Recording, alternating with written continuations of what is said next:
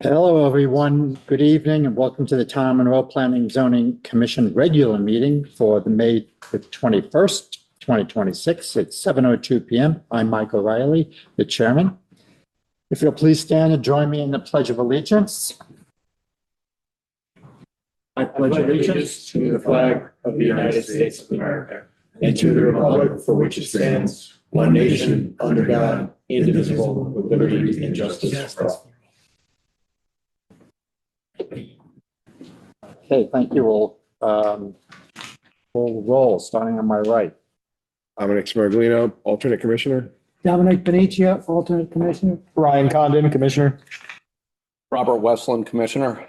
Catherine Gallagher, Planning and Zoning Administrator. Thank you. And we'll be seating alternates tonight. Yep, both Dominics will be seated. Okay, so both Dominics will be seated.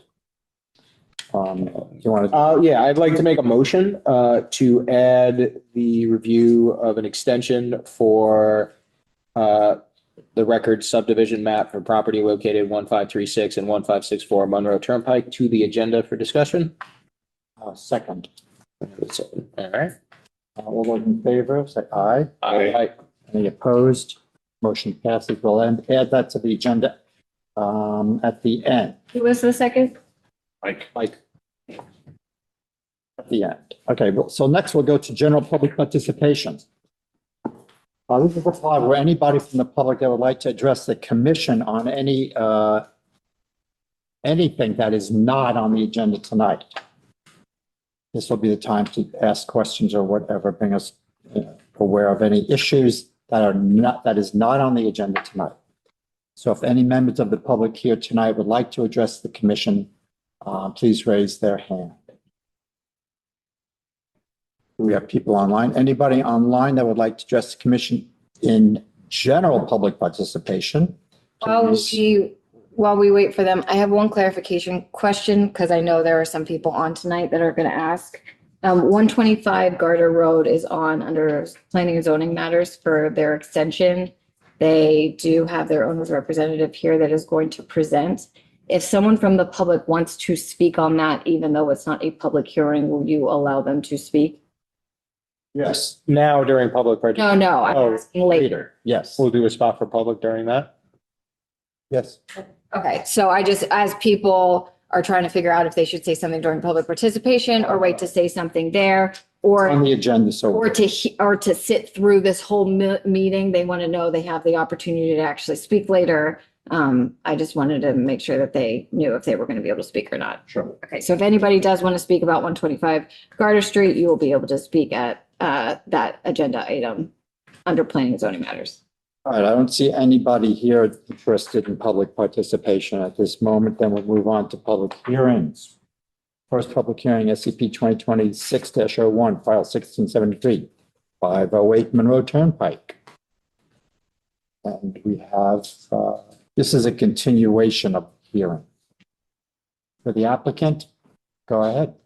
Yes, good evening, Mr. Chairman. For the record, my name is Jim Rotundo. I'm a licensed professional engineer with Career Engineering, with offices located in Shelton. With me tonight is John Wachowski, who is the Director of Development for Town Fair. Just as a point of order, should the commission decide to close the public hearing tonight and vote, what would we, I think Town Fair would rather have a full board. We have planned on closing the hearing tonight and not voting. Okay. But deliberating and, making conditions of approval, et cetera. But we'll hold off on the vote. Yes, we're planning on that anyway. Would you like to wait on deliberations, though, in order to have you only have one? We usually ask if they want to close the hearing or if they want to keep it open. Right, but you do want to close it. But we You can wait do on have deliberations. 65 additional days. I do think we're close to the end. I would have to do the math. I do think we're close to the end, but we have another 65 days that we can coordinate a letter and you can extend it to the next meeting if you would like. Yeah, I think Town Fair is okay with closing it tonight, should you choose to close it. But we ask for deliberations for full board to be present. Okay, I don't think that's a problem. Well, we can't technically guarantee. We can't guarantee it. We Board. would have to ask Bruno to make sure to watch this, Commissioner Maiani to make sure to watch this meeting to make sure that he was up to speed because he needs to have heard all of the public comments. So we can't guarantee that he is going to do that, but we can, Or that he'll be at the next that meeting. he'll be at the next meeting. Also, a full board would also technically include Leon Ambrosi, who I don't think. Well, Leanne wasn't here for. Yeah, but I just want to make, the statement full board fluctuates. Might not mean what you mean, but yeah, Thank you, Mr. Chairman. Since the last meeting, we did attend the ARB commission meeting. We did receive a positive report from them, presented our plans.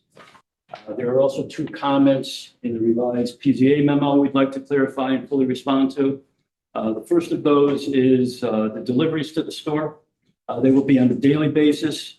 They will occur at the existing loading dock, and deliveries are made by the tractor trailer. The second has to do with the construction trailer will be required on site due to the scope of work on this project, basically all interior and some exterior wall modifications. There will not be a construction trailer on the site.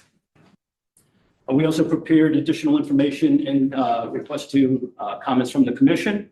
The first is a vehicle turning analysis for a fire truck. We reached out to the fire marshal. He provided us with the specifications for the apparatus that would be responding here. Its required turning radius. That is what you see up on the board. The vehicle could enter the site, circulate around the building, and then get back out of the site fully instructed. The second was preparation of a landscape plan. We prepared a partial landscape plan in the area of the proposed Town Fair Tire area. The area along Monroe Turnpike, we're proposing to remove all of those shrubs that are there currently, and we'll replant the shrubs. We're proposing a dense spreading yew, which is typical of what's there now.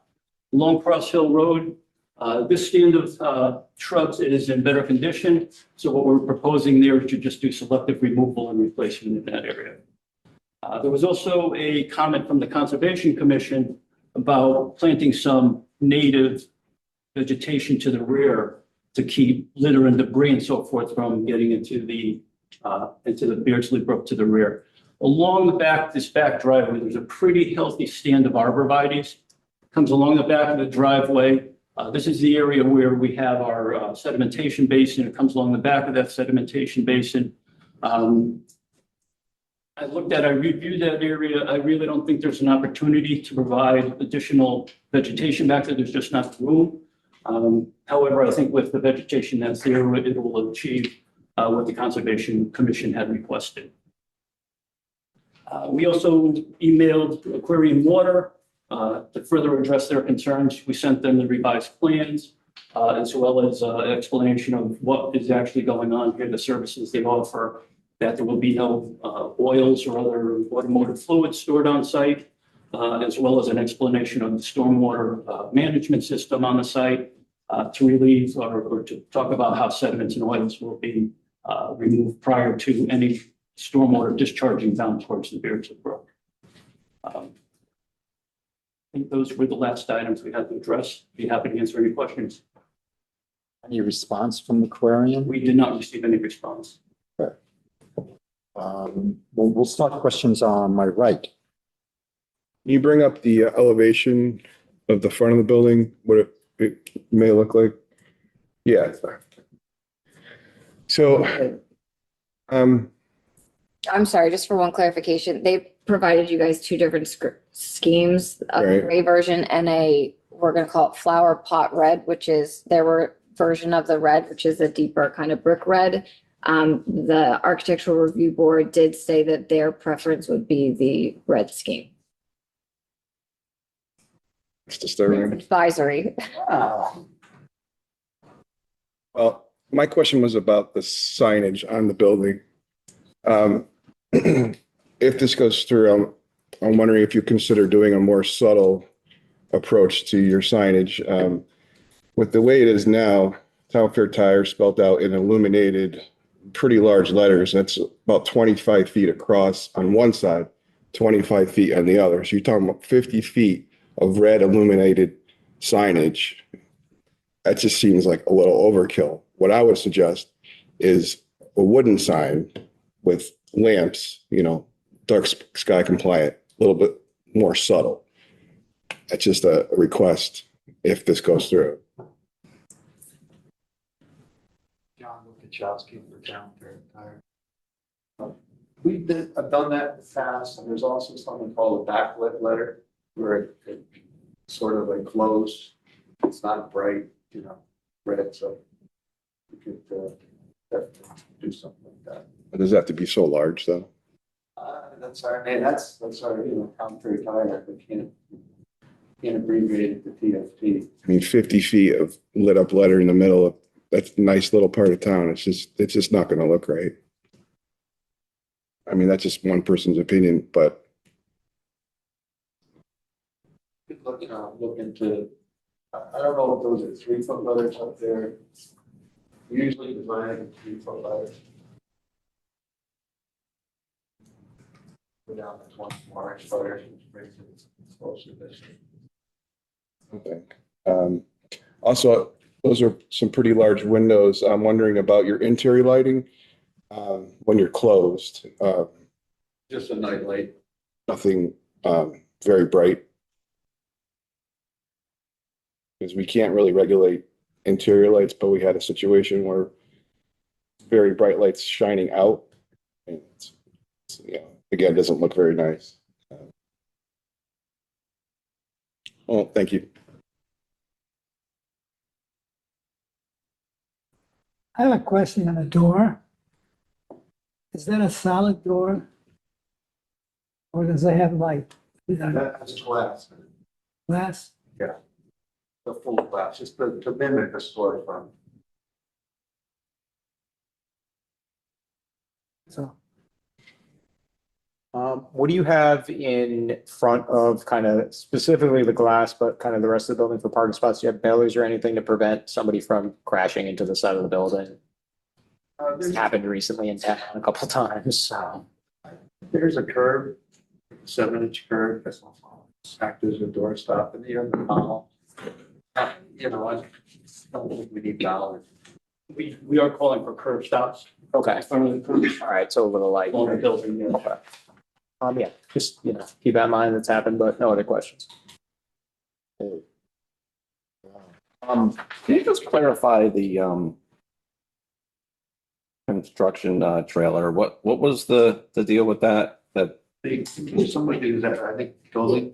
No, it was my question. If they have a construction trailer on site, so for example, like CVS just did interior work, they needed a construction trailer on site in order to do the interior renovations. And they have to still get a permit from us, and we have to designate the parking spaces, if they can lose those parking spaces for a temporary amount of time. So it's easier to work out now if they're going to have a construction trailer. So we like to know it now and put it on the plans, on the erosion control plans if need be, but they're stating they're not going to need a construction trailer. How long is the build out going to take? It's about 60 to 90 days. In 90 days? And the, It's all interior, basically.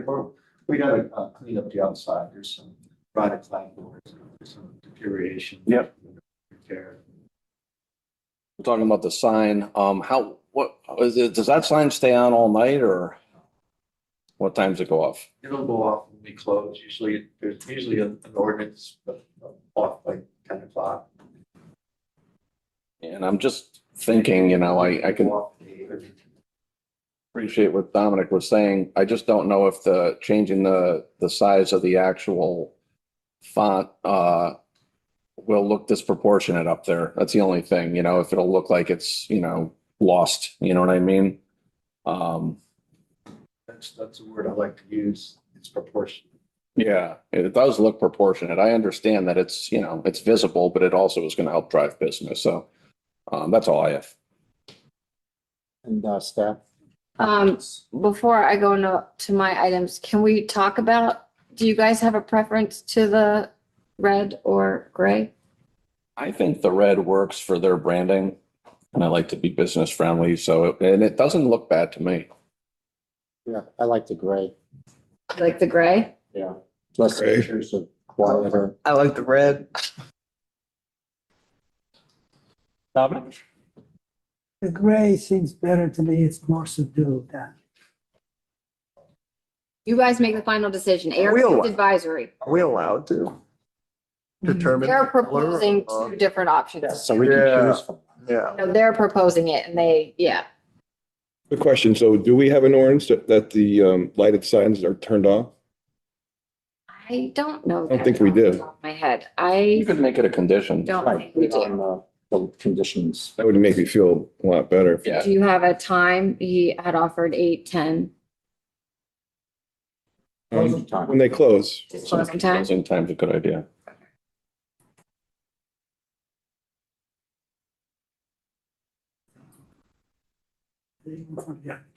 Yeah, They did it What right. did they say? they preferred the, Red. I mean, I think the red kind of looks like brick. That's, I mean, I don't really know because we don't have an actual like It's not bright. photo. I mean, it's not terrible. It just feels like a really big difference from one to the other. I don't think we're dealing with subtleties here, so I would like them to know. Go with whatever the. If I'm the business owner, I like everybody to know it's now Town Fair Tire and not Rite Aid anymore. Dominic's flipping. He's turning red. He I'll jumped. go with the review board. I mean, I don't think you can miss it. They're gonna know it's Town Fair Tire. I don't think that's, it looks like a firehouse. Mr. Chairman? Yes. Just add, the rendering kind of doesn't do it justice. It comes out more red in the rendering. The actual color, it is, that's why it's called flower pot red. It's almost more that, I don't want to say terracotta, but it's more that subdued. It almost looks like a brick. Right. Yeah, that's what I was kind of assuming. I didn't think it was gonna be, you know. Yeah, I guess it's not terrible. Okay, it looks like red's okay with us. I just didn't want them to do this whole building and then you guys come to me later and be like, I thought they were gonna do great. I want to make sure we're okay. Okay. I'm gonna read the exhibits into the record since our last meeting. Exhibit 24 is the revised project narrative by the applicant. Exhibit 25 is the letter to Aquarian from the applicant. 26 is a neighbor letter. Exhibit 27 is the ARB comments, which we've already discussed. Exhibit number 28 is the landscaping plan. Exhibit 29 is my revised PZA memo. And exhibit 30 is the turning analysis from the applicant that they presented tonight. They basically answered, I believe, my outstanding questions from my comment memo.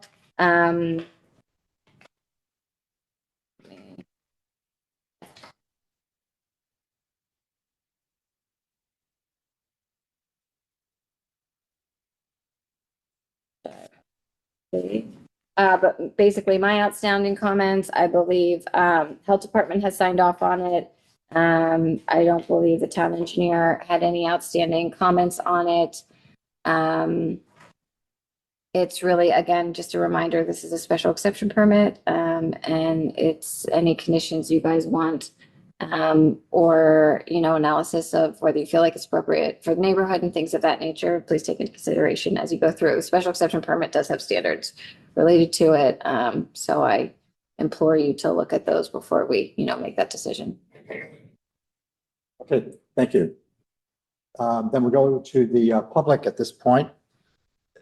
If there's anyone from the public here tonight that would like to comment on this application, please raise your hand.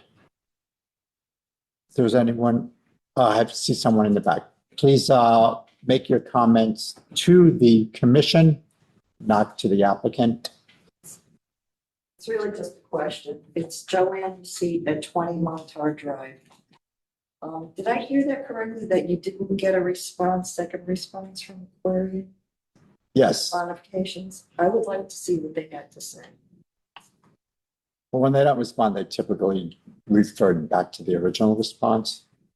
You do. All right. So did you see, Sorry about that. you saw the original response, right? I They did. did respond. Okay. Just want to make sure you were. But I just wanted to make sure, since they were rearranging the bay, and if they still had environmental concerns, because you gotta clean the bay at some point. So what are you using the solvents? That's my question. Still is gonna go in the brook. So do they still have concerns with what's being used to clean the facility? That's my concern. All right? Okay, thank you for your comments. Is there anyone else here tonight that would like to comment on this application? Is there anyone online that would like to comment on this application? Please raise your hand. Oh, we have someone in the audience. Mr. DeCilio, come up and name and address.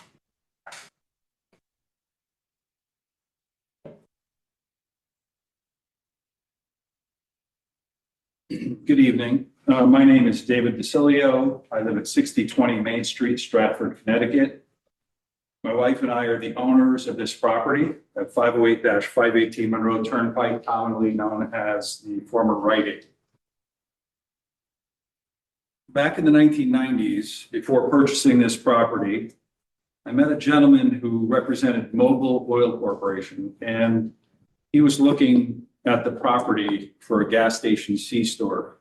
That deal never went through with the owner at that time, but he said to me something that always stuck in my mind. He said, "Through the light and on the right." He says, that's what all the companies want. So with that information, my wife and I decided to purchase our first investment property, this property. That was in September of 1997, almost 30 years ago. We knew it was a good spot. And at that time, I don't know if any of you remember, there was an old white house on the corner. And that white house was falling apart, but it had the most beautiful crocuses every springtime popping up right on that little corner. So a few years later, we were approached by Brooks Pharmacy. Their lease was expiring at the old Grand Union location, some of you may remember, which is now the new Stop and Shop. They wanted to relocate to our corner. In 2001, this Monroe Planning and Zoning Commission approved the existing site plan, and in 2003, they opened their new store, Brooks Pharmacy. Brooks Pharmacy. But they were then purchased out by Rite Aid several years after, and they were wonderful tenants for 25 years. Unfortunately, due to poor management and a changing retail climate, they filed for bankruptcy, and they closed all 1,250 of their stores last summer, including this location. Needless to say, my wife and I were concerned. The demand for a pharmacy building is very limited, primarily because the building is not easily adaptable. It's 80 feet by 130 feet, so it doesn't lend itself to like chopping it up into a strip mall or something like that. So fortunately for us, we were contacted by Town Fair Tire. They were interested in our location and could utilize the existing building for Town Fair Tire, which is the plan you see. And last October, we entered into a lease with Town Fair Tire. So here we are. Obviously, I'm here in support of this application. Town Fair is requesting a special exception use to convert the existing Rite Aid into an automotive service shop. Note that an automobile service shop is an approved use in a B2 zone, so we all know that. But I wasn't quite sure what a special exception use was, so I printed out the regulations and I read them all. And it says that under Article 2, page 23, that any allowed use in the zone that requires a special exception, quote, that because of its nature requires special and careful consideration of all aspects of the proposed operation in order to protect other properties in the zone and to preserve the basic zoning regulations, end quote. So let's quickly review, even if it's a bit redundant, their proposed operation. Town Fair Tire is proposing to fit out the existing building for their specific use, which is approximately 50% retail sale of wheels, tires, about 50% installing and servicing the tires they sell, and warehousing. There are no changes to the site plan. There will be no expansion of the existing building. All entrances and exits on Monroe Turnpike and Cross Hill Road will remain exactly as they currently exist. All site drainage will remain as it currently exists. The septic system will remain as it currently exists. Other than the improvements in landscaping that were presented this evening, the property will remain as it currently exists. Number two, Town Fair Tire is proposing their use as wheel and tire sales, installation, repair, and alignment. If I got that wrong, gentlemen, correct me. No other automotive repairs will be conducted, and I believe they're willing to agree to a condition of approval stating such. Number 3, Town Fair Tire's original design showing overhead doors to the rear of the building has been modified. Town Fair Tire responded to the comments and concerns expressed at the first public hearing and did a complete redesign to address those concerns. The revised plan has been modified, removing all doors to the rear of the building and utilizing a single overhead door in the front of the building facing Monroe Turnpike. Number 4, Town Fair Tire's operations use no lubricants, oils, or chemicals that would pose a threat to the environment. Number 5, Town Fair Tire generates much less traffic than Rite Aid did and anticipates a 40 to 50% reduction in daily traffic visiting the site. Number 6, the existing Rite Aid drive-through that had a queue behind the building and idling cars is being abandoned, thereby lessening and reducing any noise this site would generate, thereby improving the peaceful enjoyment of the residential zones to the rear. And last, number 7, Town Fair Tire's operation keeps all tires inside the building, both new and used. And as mentioned earlier, the existing building has a loading dock that can facilitate easy delivery and pickup of all tires. So when we look at the totality of Town Fair Tire's business and proposed operation, the questions before you are, does Town Fair Tire's use in the proposed operation, quote, protect other properties in the zone and preserve the basic zoning regulations? The answer is yes. The proposed use is consistent with the zoning regulations and does not harm any neighboring properties, both commercial and residential. Does Town Fair Tire's use and proposed operation meet the standards for a special exception permit outlined in 8.2 of the zoning regulations? The answer is yes. I'm not going to read them to you. They're quite long, but I read every single one. And lastly, is Town Fair Tire's use of the proposed operation, is it consistent with the town of Monroe's plan of conservation and development, which I became acquainted with in the last week? Thank you. Many of you wrote that. And the answer is clearly yes. So this application not only meets but exceeds the standards set forth in the town of Monroe zoning regulations. It meets with the standards and supplemental standards required for a special exception permits, and is completely consistent with the plan of conservation and development. In closing, I respectfully ask that you approve this application for a special exception with conditions. And I was going to sing the Town Fair Tire jingle, but I'm not going to do that. Thank you for your time and attention. Thank you, Mr. DeCilio. Do we have anyone else tonight that would like to address the commission on this application? Do we have anyone online that would like to address the commission on this application?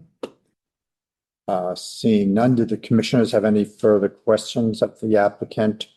Staff? I have one more question. Would you guys be willing to, if I had some conditions of the landscape plan, you guys just submitted that yesterday, but I'm thinking more of like the trees along the road.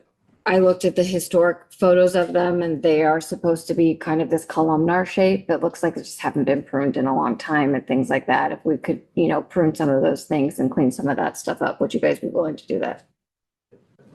Yes, I think we'd be willing to work with staff to meet your expectations for the landscape. Great. Okay, so then you'd like to close the hearing tonight? Yes, Mr. Chairman. Just like to say, it is our opinion that we do meet the standards for special exception permit uses with this application. And we'd just like to thank you for your consideration on this application. Thank you very much. Okay, thank you. This hearing is hereby closed. Move on. Second public hearing tonight is a new hearing, SCP 2026-02, file 1674. This is 1603 Monroe Turnpike. Commissioner Condon, you have this. In accordance with CGS 8-7D, a public hearing will be held on Thursday, May 21st at 7 p.m. or soon thereafter via hybrid Zoom meeting, and in-person attendees located at Monroe Town Hall. SCP 2026-02, file 1674-1603, Monroe Turnpike, special exception permit application for construction of retaining wall, paving and drainage of Old Webb Road, and improvement of existing parking areas to expand excavation contractor's facility at 1603 Monroe Turnpike, SDD number 8, Mondo Construction Company Incorporated applicant. Notice was published in Connecticut Post once on May 11th and again on May 18th. Thank you, Commissioner McCollum. And Kathleen, do you have the exhibits?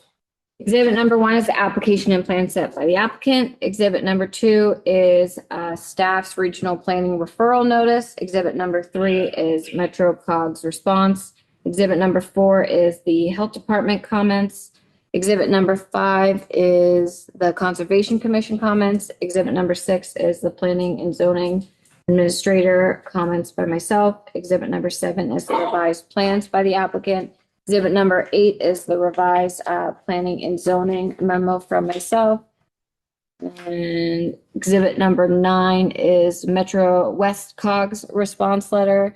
And exhibit number 10 is the engineering comments by town engineer James DeMeo. The reason that this was sent to the COGS is because it's on the Newtown border. And so we talked to both them and Newtown as well. Okay, thank you. And for the applicant, we have? Good evening, Mr. Chairman, members of the commission. For the record, Donald Smith Jr., professional engineer with an office at 56 Greenwood Circle in Seymour. Representing the property owner and applicant, Bruce Monroe Jr. Also with me tonight is the back of the room is Tracy Lewis.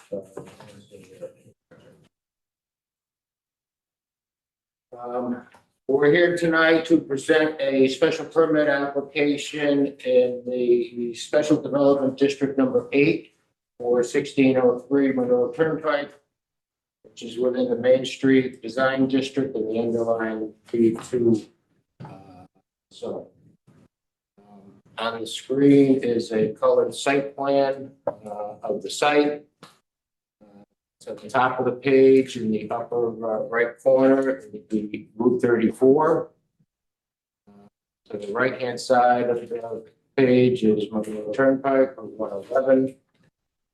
To the bottom of the page is the railroad tracks from Maybrook Railroad.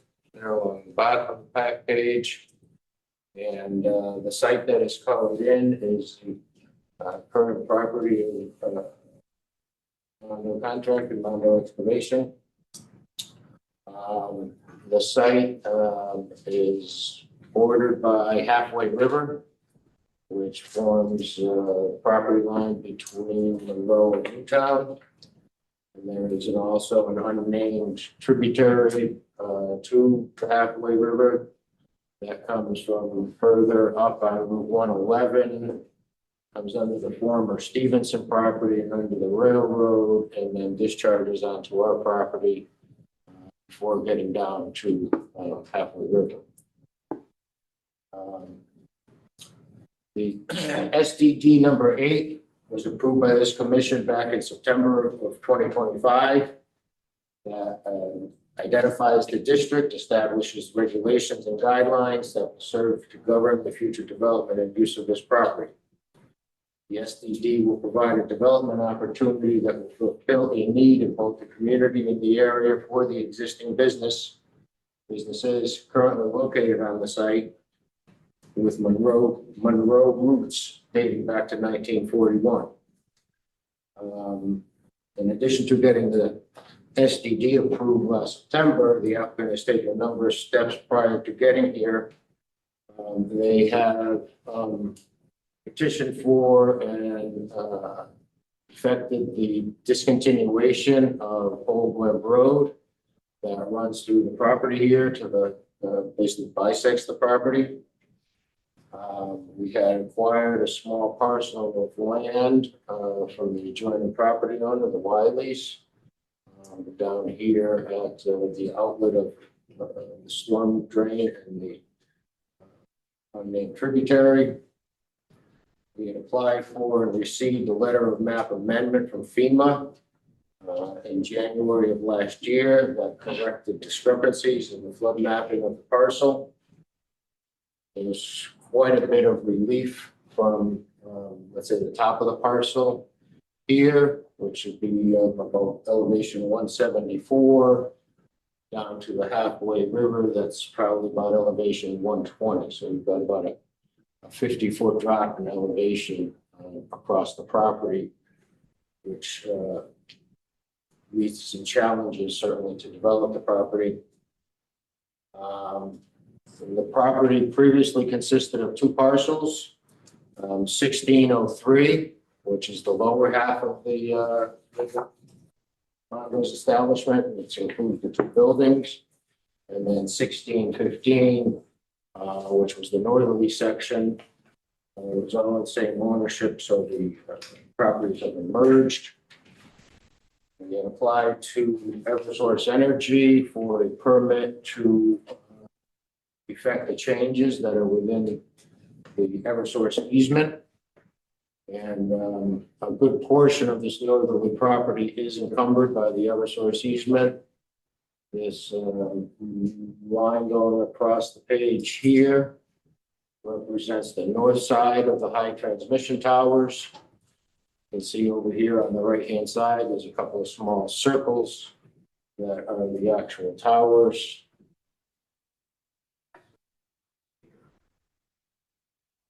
You've got two towers up at the top here. This easement line here, neatly trimmed. They keep that easement clear. The southerly easement line is not quite as clear, but it comes down through here, crosses the roadway and goes through the woods. And you can see down here, there's two more circles. There's two more high transmission towers down here. So there's, the high transmission lines are here, and we are prohibited from doing anything in this 110-foot or constructing any buildings within that 110-foot easement to Eversource Energy. And lastly, we had gone through the process to establish the SDD number 8 last summer. The intent of the adopted SDD is to allow an existing Monroe-based business to increase economic opportunities available in the town of Monroe and elsewhere. And it would facilitate updating and improving the existing business on one of the main corridors in town.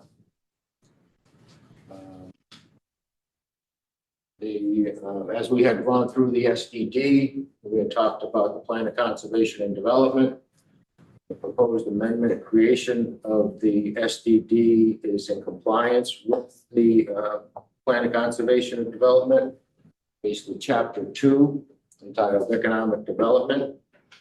The economic development goal reads foster a vibrant economy that provides residents and visitors with access to goods and services and employment opportunities while diversifying the town's property tax base. Strategy 4 states review the town's zoning regulations and revise these to be more supportive of emerging business practices, business types, and land uses. Certainly, as an excavation contracting business, there's certainly a need for that type of a business in town. Further, Chapter 5 of the POCD, entitled Transportation and Infrastructure, includes the map of Monroe with the MS4 permit areas, stormwater outfalls. Property at 1603 Monroe Turnpike is located within this area. And with the development of the Monroe property, Strategy 7, maintain and improve stormwater infrastructure to comply with MS4 permit requirements will be implemented. So, stormwater system design for the northerly portion of the project will comply with the town's MS4 requirements. And then lastly, the POCD, the plan strategies are identified by the priority theme in Chapter 8, entitled Implementation Summary. One of the 4 themes is grow the economic base. Monroe's economy is changing. The town should work towards encouraging and supporting a diverse economy that draws upon Monroe's strengths, including access to state highways, which we have access to, two of them, right, direct access to the two. An available commercial land and a strong business environment. Regulations of the SDD, the adopted SDD, have been crafted to reflect the criteria of the B2 district by promoting compatible economic development and enhancing the visual character of the corridor. The development of this parcel with the addition of outside storage, heavily put in the parking area, which serve both the economic and commercial needs of the community.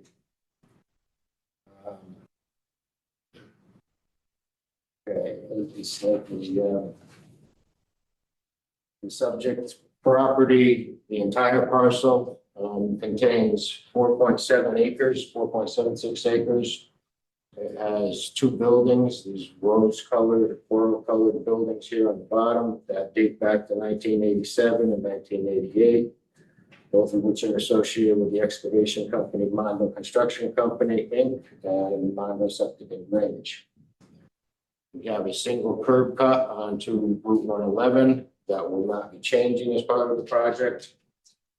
And the site is served by a private well and existing septic system, which the file has a report from the health department on the septic system for this. Property currently operates as a commercial excavation contracting business, which is a pre-existing use on the site. The proposed site design includes the construction of a large retaining wall, approximately 350 feet long and ranging from 0 to 22 feet in height.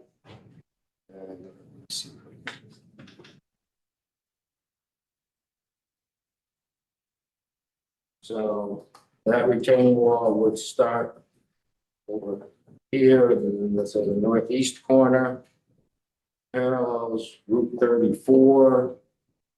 Turns a corner, comes down along parallel and generally parallel Halfway River, and then turns south along the unnamed tributary.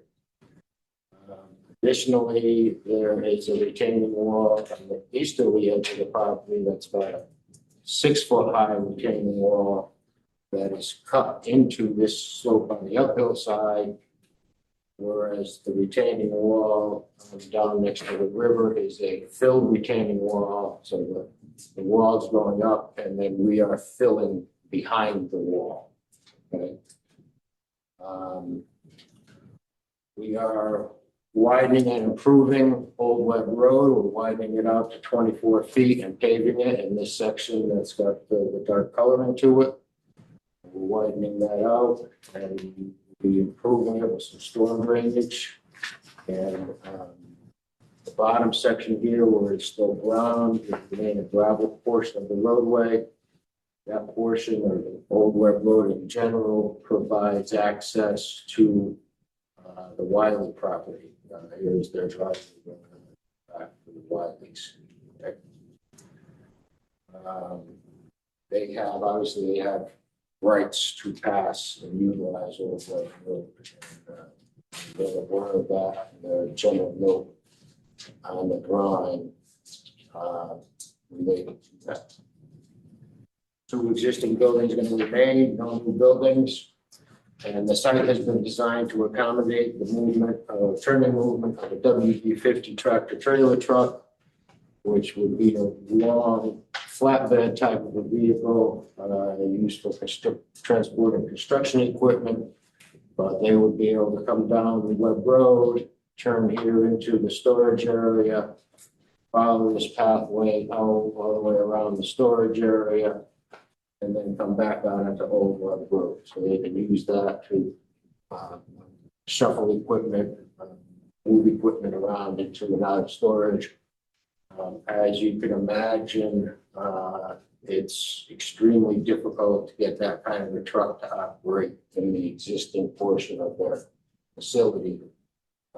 So that is a critical component of our proposed expansion. Underneath the proposed storage area, there will be an underground stormwater management facility that will be installed to address the stormwater discharges in accordance with MS4 requirements. with an outlet to the lower reaches of the unnamed stream. So the underground stormwater system here in the parking lot would outlet out to the west side of the retaining wall into the unnamed tributary. As part of the MS4 requirements and the town engineer's review, he requires, and the town requires, an inspection and maintenance manual for how we're going to maintain the site, maintain the catch basins on the site, inspection requirements for the infiltration system, the catch basin, and there will be a hydrodynamic separator that would separate out the floatables, trash, hydrocarbons, floatable hydrocarbons, suspended solids prior to discharging into the underground system. The site will have some additional landscaping on it. There's additional landscaping that is proposed over here on the north side of the retaining wall. We have some spruce trees that are proposed over on the north side of the retaining wall. Wetlands Commission, we're still working with them, but we have proposed some wetlands plantings down along the Having River. We proposed tree plantings in the upland areas. We have proposed some tree and shrub plantings on the south side of the property in an area of a former wetlands violation, so we're restoring that area, planting some wetland shrubs, the like in there, and minimizing the storage area down in this western corner here.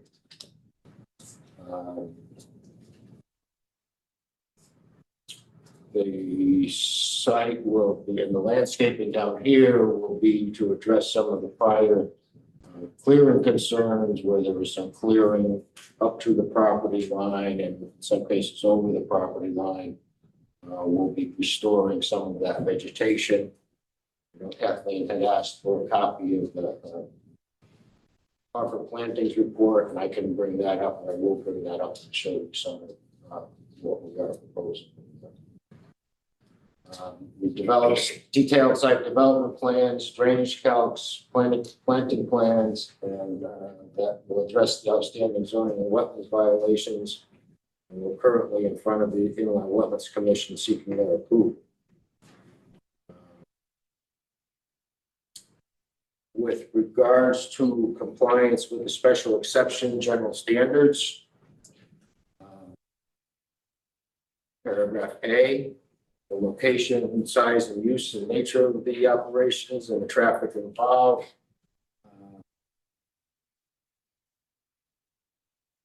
Is in relation to the site and its location on the site and the capacity of the streets giving access to it. And we're located at the corner of frontage of driveway fronts on Route 111 and we're right off of Route 34. So in terms of traffic, we are generally a light traffic use. Normal business hours, 7 a.m. to 4 p.m. Monday through Friday, occasional weekends, but generally normal business use. The plan, special exception, general standard, again, paragraph B, the use is consistent with the plan of conservation and development as they were previously indicated. No new buildings are proposed, and the extent of this landscaping and screening on the site as existing or proposed will be such that it will not hinder or discourage the appropriate development and use of the adjacent land and buildings. So, the Maybrook Railroad really divides that. South of the Maybrook Railroad is the former Stevenson lumber property, which is very much commercialized property. Across the river from across the halfway river, in its lower section is the town of Newtown, and those are residential uses down there, as well as the Wiley property off to the west is a residential use. We believe that the screening that we are proposing of these storage areas and the screening and fencing that we would be doing for the storage area will comply with your regulations and will not discourage development of adjoining residential use. The operations of the proposed use will not be objectionable by reason of noise, fumes, smoke, dust, vibration, glare, intensity, or flashing of lights. Very little of that. Some of the equipment will have flashing lights on it because of the safety. Other than that, we don't expect any objections or uses there. Paragraph E, regarding safe sanitary sewage disposal, provide means of subsurface sewage disposal system. Language or correspondence in the record regarding the adequacy of the existing septic system. Parking areas, so employee parking areas for the Monroe businesses are generally located on the southerly portion of the parcel, and they're along it here. The northerly section, those parking spaces, those are oversized truck, basically triaxle truck parking spaces or equipment parking spaces, but that would be for equipment and the like, whereas the employee parking spaces would be kept on the southerly section. And we have adequate capacity of that parking for our use. Those parking spaces are well screened from the adjoining properties. We are addressing comments and recommendations from town staffs, as well as boards and commissions. That's why we're here tonight. Fortunately, we're still in front of wetlands, but we're working on that. And paragraph H, we understand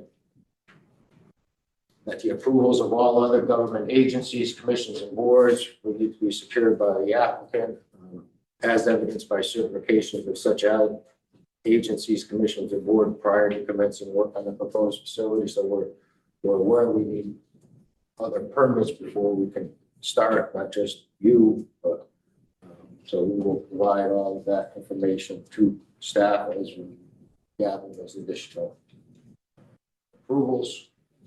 And the proposed use will not require additional public facilities or services or create such fiscal burdens upon the town greater than those which characterize uses which do not require a special exception permit. The couple of the comments that Kathleen had made or staff had made regarding the application.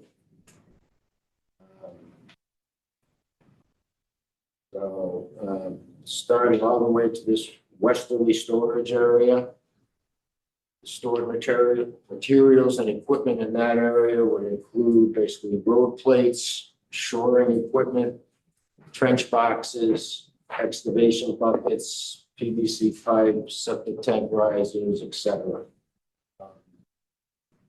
No vehicles will be stored up here, and it's kind of the dry storage that's, we have this equipment, and when it's needed for a certain job, it needs to be readily available. The proposed storage areas to the north, okay, we have a number of storage bins here along the southerly, along the edge of that storage area.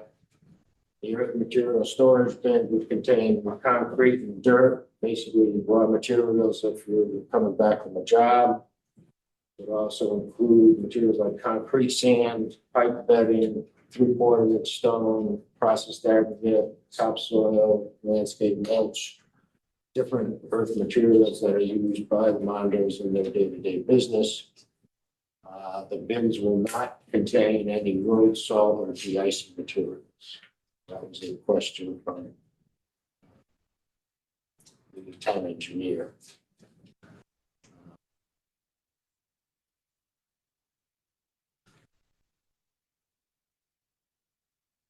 Kathleen had asked about the duration of the storage that we have, and that's a difficult question to answer, but it's a storage area. someplace that you put things that you don't need right now, but you know you're gonna need them at some point in the future. Some of those things are there for a week before they need to be taken offsite or whatever. Other things are there like a supply of materials. There's a pallet full of PVC pipe. You have a couple of lengths, couple of lengths, couple of lengths, and when that pallet's gone, we would get a new one. So it's difficult to put a time limit on any particular material. The size of the vehicles using the site basically range from employee passenger cars of all sizes, trucks, pickup trucks, tri-axle dump trucks, all different sized, smaller dump trucks, Ford 350, 550s, et cetera. And then the largest would be a WB50 tractor trailer combination that they use for hauling the heavy equipment, the biggest excavators. Kathleen had asked for to make an estimate of the number of trips per day. Took the number of parking spaces, assumed 4 trips per day. One coming in the morning, going out at lunch, back from lunch, and going out at the end of the day. There's about 15 company vehicles, same thing, about 4 trips per day. It's a total of 60 miscellaneous deliveries, 50. We think we're well less than 500 trips a day all combined on the property. Some days it would be much less, other days it might be closer. Regarding the other approvals that are required would be the obviously Inland Wetlands Commission, which is pending, your commission, and the federal, some of the work that we will be doing on the unnamed stream bank stabilization, some of this riprap that we're proposing along the unnamed tributary. That requires an Army Corps of Engineers SB or self-verification approval, which obviously we would apply for as part of our work. If you want to see the planting. Yes. Yeah. I think I will, and I don't mean to interrupt your presentation, but while you're doing the planting, I would ask if you have any comments on how you're addressing the original violation for this property included not maintaining the screening between the residential properties and the commercial properties. And I know you addressed that a little bit where you said you believe between the fencing and the wall and things like that. But just to highlight that of, you can't really see, the Wiley houses, a little further down, but in Newtown to the north, to the upper side of the page, there's some residential properties there. I believe they're lower from a contour perspective. So I believe they're probably looking up from it. But if there's, any little bits and pieces like that, that you can talk about while you're talking about the landscaping, that would be appreciated. Yeah, so again, after these lower 2 transmission towers, the Eversource easement kind of takes a turn a little bit, and we've got this line here, which is the south side of the easement, and then this side here, again, is the 114 feet wide or so. But this portion of Eversource easement is on the Wiley property. The Wiley property abuts us all the way down here. So previously, condos had encroached and done some clearing up to the property line, and in some cases over the property line. I'm not going to try and make an excuse for that, but it happened. I said maybe they weren't aware of where the property line was, they weren't aware of the requirement. But part of the SDD includes a 30-foot yard and a 15-foot landscape buffer at the residential zone. So we've got the residential zone here. We are illustrating this 15-foot landscape buffer in green. And the actual building line, the 30-foot setback line is down here. So we contained our storage areas 30 feet off of the property, both here and from this property. The area will be demarcated by the gravel storage area, but we were also proposing some storage area delineation posts or markers to identify where the limits of the storage area are. So there would be one here, there would be another here, kind of circling this area so that the employees of Monroe Construction know that they can't just go hog wild. They've got to keep the things confined in there. And these areas that are in green are all proposed for plantings that would be used to restore that area. So we had retained soil science and environmental services to provide upland review area planting recommendations. Jen Bennell visited the site, toured the areas, read their whole report, but this is currently where this area looks like. So this truck and trailer is in the area of a formal wetlands violation. So those will be removed from that area, and this area over in that corner will be restored. Similar to this one here, but this area over in here, the storage materials will be removed and that area will be Can vegetated. you orient us to where those photos are? Sure. Back to the other. So that first photo was from the corner of the building looking southwest, basically looking into this area here. And again, that's this red line is the 100-foot upland review line from the former water course that was here. And the same thing on this side is the 100-foot review. So this area had been disturbed without Wetlands Commission approval back in the 90s. And aside from the driveway, we are looking to remove all the stored materials from that area, stabilize that area with some plantings. Get to the actual planting plan there. Both of those photos were from that same area?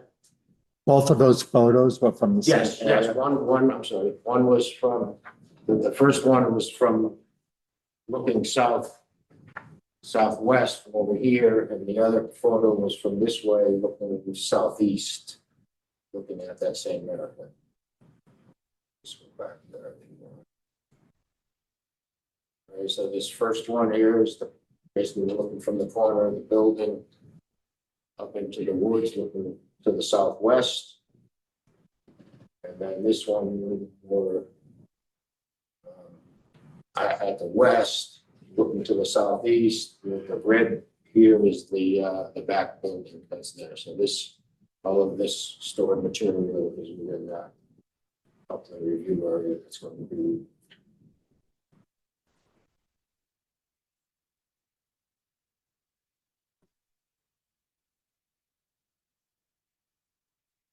So again, for those disturbed areas to the west,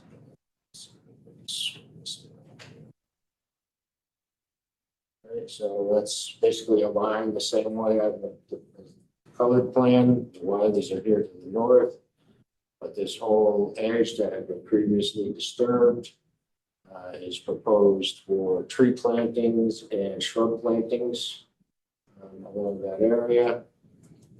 That whole 100-foot review area, shrub and tree plantings in there, on the south side and the north side. And then there's another sketch that we have a few more trees planted in this area here.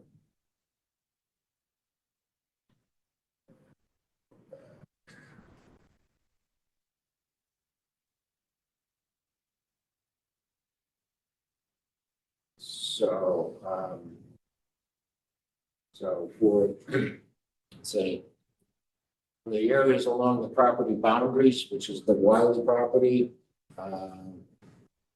proposing some red maples, some American beam, Norway spruce, and arrowleaf viburnums, a couple of shrubs and some trees, 2 to 3 inch caliber trees, 6 to 7 foot spruce trees, 36 inch shrubs along the property boundary. In the area where there's currently equipment stored, that up in the view area, again, red maples, gray dogwood, hazelnut, witch hazel in terms of shrubs, and arrowleaf viburnum, and nannyberries. Again, shrubs that provide habitat, shade tolerant. There's really a little bit of a difficult spot there for sun. So there's a selection of trees and shrubs for that upland view area. Over along the retaining wall, the proposed retaining wall, we've specified some lady ferns, hazelnuts, American beam, white spruce or Norway spruce, and snowberries. And then more, and this was most recently revised, but along the transmission line right of way, gray dogwood, pussy willows, meadowsweet. Some of our restoration is within the area of the Eversource easement. Eversource likes to go through every year with herbicide for vegetation control. So we're very leery of any plantings within the Eversource easement that are just going to get killed. But we will try. These are low growing species. They shouldn't impact, they're not trees, so they should be left alone in terms of the spraying. But that's a concern that we have, is that Eversource will continue wipe out our good work. And then for further up along Old Webb Road, some sugar maples, red oak, Norway spruce, again, providing wildlife habitat and screening the evergreens above. So these 4 trees here were in that storage area. Okay, so we had the storage area. We added 5 more trees in that on that bank area. These are the trees up along the easement line. These are outside of the easement, so those should be safe from Eversource. And propose some shrub plantings along the unnamed tributary, the unnamed watercourse. There are shrub plantings in there for bank stabilization.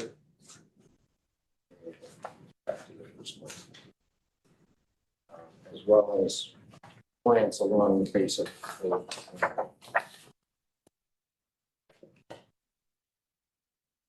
those are those plants.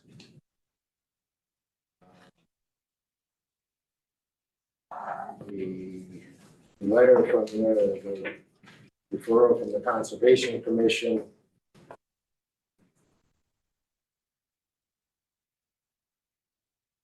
was concerned about maintenance of the stormwater management system. I don't really know how to address that, but there is an inspection and maintenance program for the property that's been developed. The MS4 requirements, I think the town engineer is going to be on top of that. The inspection and maintenance requirements require the applicant to keep all of their records for at least 5 years. There's an inspection, for town inspection, everything.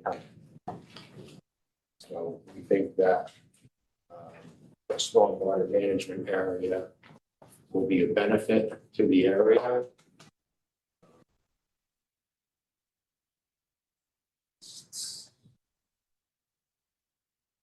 So,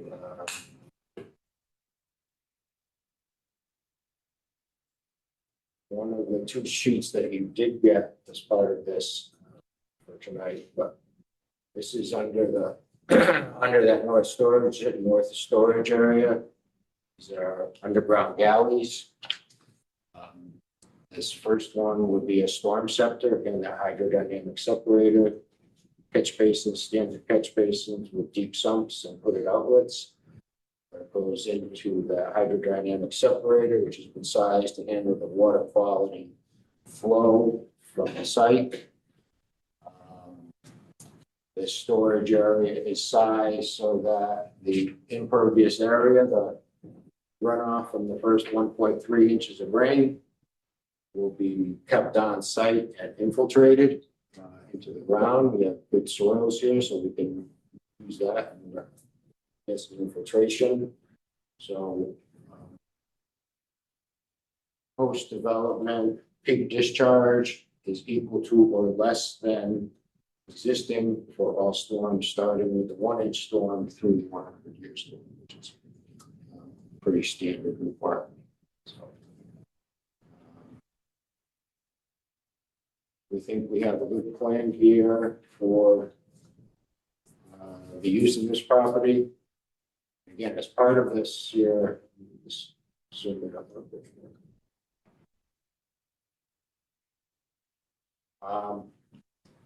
So again, I had talked about that elevation 174. Okay, so this is elevation 174 up here. This is the 174 contour. We're cutting into that bank at a 2-to-1 slope for 10 feet vertical.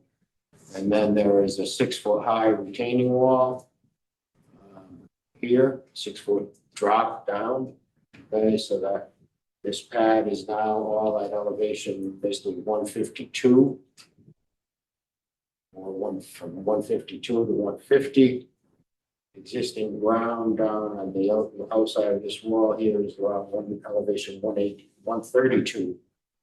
So we've got about a 20-foot high retaining wall to get us up to this 150 here. On top of that retaining wall, we will still have a wood stockade fence. Make sure that those on the other side of Halfway River won't be able to see any of the equipment in the goings on in that storage area.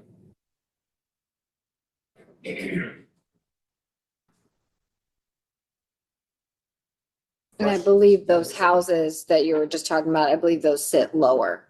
Sorry? You said the houses, the residential houses to the north that you're talking about, I believe those sit lower. So as they look, they're actually looking up. So in addition to the wall and the fence, they're at an angle that it should be even more screened than if they were at the same level.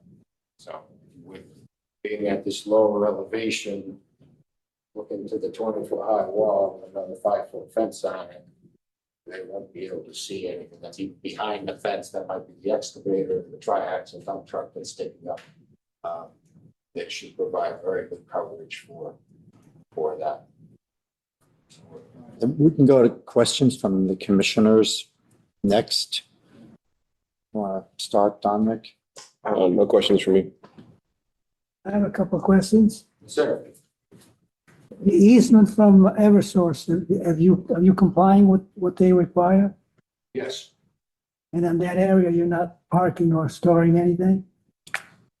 we are allowed. We had taken, again, before we came here, we took the schematic plan, the plans that you saw last August and September. Those plans went to Eversource. They reviewed those other plans. They have given us a permit to create this development that is shown on those plans. We have permits from Eversource to complete this if it doesn't change. If this changes through the land use process, we'll need to go back to Eversource and review those with them just to make sure that they're still on board with that. But no, they are allowing us, because we're not near their facilities or near their poles, they're allowing us to cut this upside here, put that retaining wall in, put the retaining wall in on the bottom and do all of that filling to get us up to a level, generally a level storage area. Okay. Yes, Eversource is aware of the project and is signed off. The next question is, I don't know if I missed it. Do you have lights in the parking areas? We do. We do.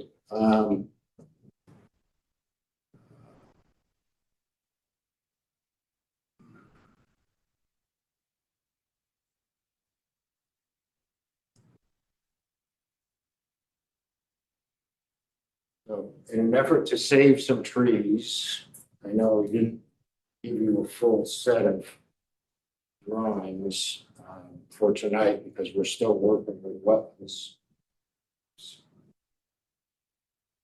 part of the original set. Okay, so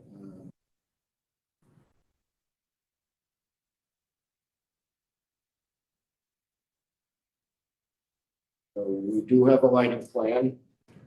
Let me give you the overview first, but there are 1, 2, 3, 4, 5, 6, 7, 8, 9 lights posed around the storage area. They're all focusing into the storage area. Assuming that you're familiar with these candle power meters, but based on the light location, they develop, the lighting folks developed a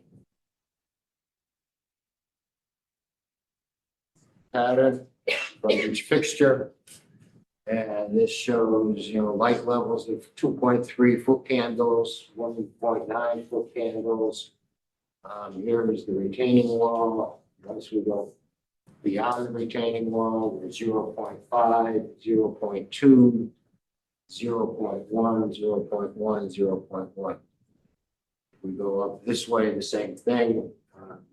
4.2, 2.9, 1.4, whereas upstream of that retaining wall outside of our storage areas, 0.1s. So all of our light is concentrated downward into the storage area. The light poles will have a 20-foot maximum height from the storage area to the luminaire. So like this fixture here would be on top of the 6-foot high retaining wall. So that pole was only going to be a 14-foot pole to give us that same 20-foot height to the storage level, as opposed to, let's say, these poles around the back that are at the storage level that would have a 20-foot high pole. And we've got that detailed on the lighting plan. I know we didn't resubmit this, but sorry.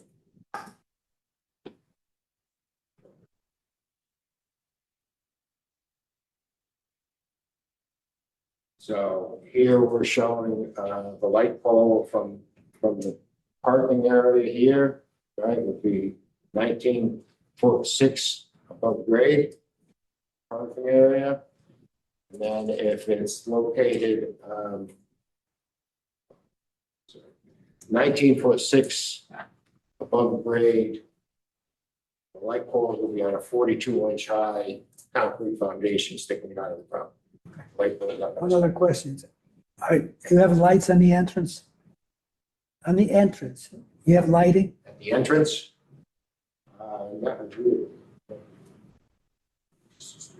Okay. No. One other question containing, you're going to be doing excavation and then leftover material, you're going to bring it in and store, am I correct? We have the excavation for the site to get the site prepared. We're doing a cut and fill to get the site prepared.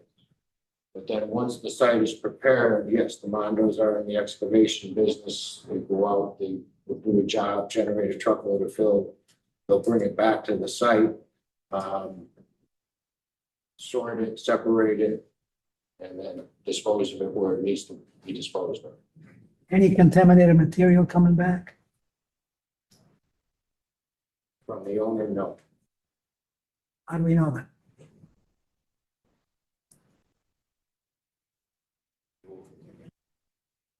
They're not a hazardous waste contractor, they're not an environmental contractor, they're a site excavation contractor.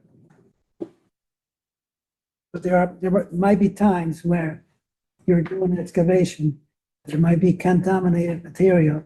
Is that coming back? And how we know that it's going to be disposed? If they did encounter that, they would not bring it back to the site. It would be under some other order to stay and be disposed of from the site to a disposal area after the appropriate testing. That's all I have. No questions. So obviously we'll need a, full set of drawings before we're closing this out. They did submit a full set originally, Mhm. and then they submitted just the pages that changed. And then once Wetlands does it, they'll submit a full set. But I just want to make clear they did submit a full set originally. So we spoke on this parcel at length through subcommittee and here in chambers. I think we're encouraged to get this, parcel squared away. Only question I have is are the violations sorted out at this point? So the violations that we have on record, there's zoning and there's wetlands. The zonings, there's a citation, so it went to the next level above a violation for the storage of material, equipment, and vehicles in violation of the approved zoning permit. So right now, it used to be 1603 was the lot with the buildings, and 1615 was that upper lot. They've since merged them, and now the whole lot is 1603 Monroe Turnpike. But what used to be 1615, they cleared some trees and used that for a construction yard. And that was one of the big violations for us because they're in a riparian buffer. They took down trees within a riparian buffer, and their original special exception permit from 1986 and 1988, neither one of those had talked about using any of that area for outdoor storage. So by them now putting it into an actual contained space where they're collecting the runoff and putting it into a stormwater system and things like that is drastically improving it based on what it currently is in its violated state. The second zoning one was failing to maintain the landscape buffers between the commercial property and the residential property. We've talked a little bit about that before, about areas that they have cleared. I'm also very concerned about the residents in Newtown on the north end of the site, just making sure that, their buffer continues to be maintained. We've talked about that a little bit. From a wetland perspective, although inland wetlands is taking care of it, just for your understanding, filling and storage of materials, storage of equipment within the upland review areas, grading and clearing within the upland review areas, and the piping of the intermittent water course, which is located there. So you can see the red lines, everything north of those red lines and in between the two red lines near the piping of the water course on the south. That's all upland review areas. Wetlands is making them do an additional water monitoring protocol. Is that what you're currently working on right now? Wetlands has asked us to sample this water that's coming out of the culvert here as it enters our property as a baseline. And then I think eventually they'll be seeking testing further down at the outlet of our stormwater system. But they're asking for some testing here where the stormwater comes onto the property because of the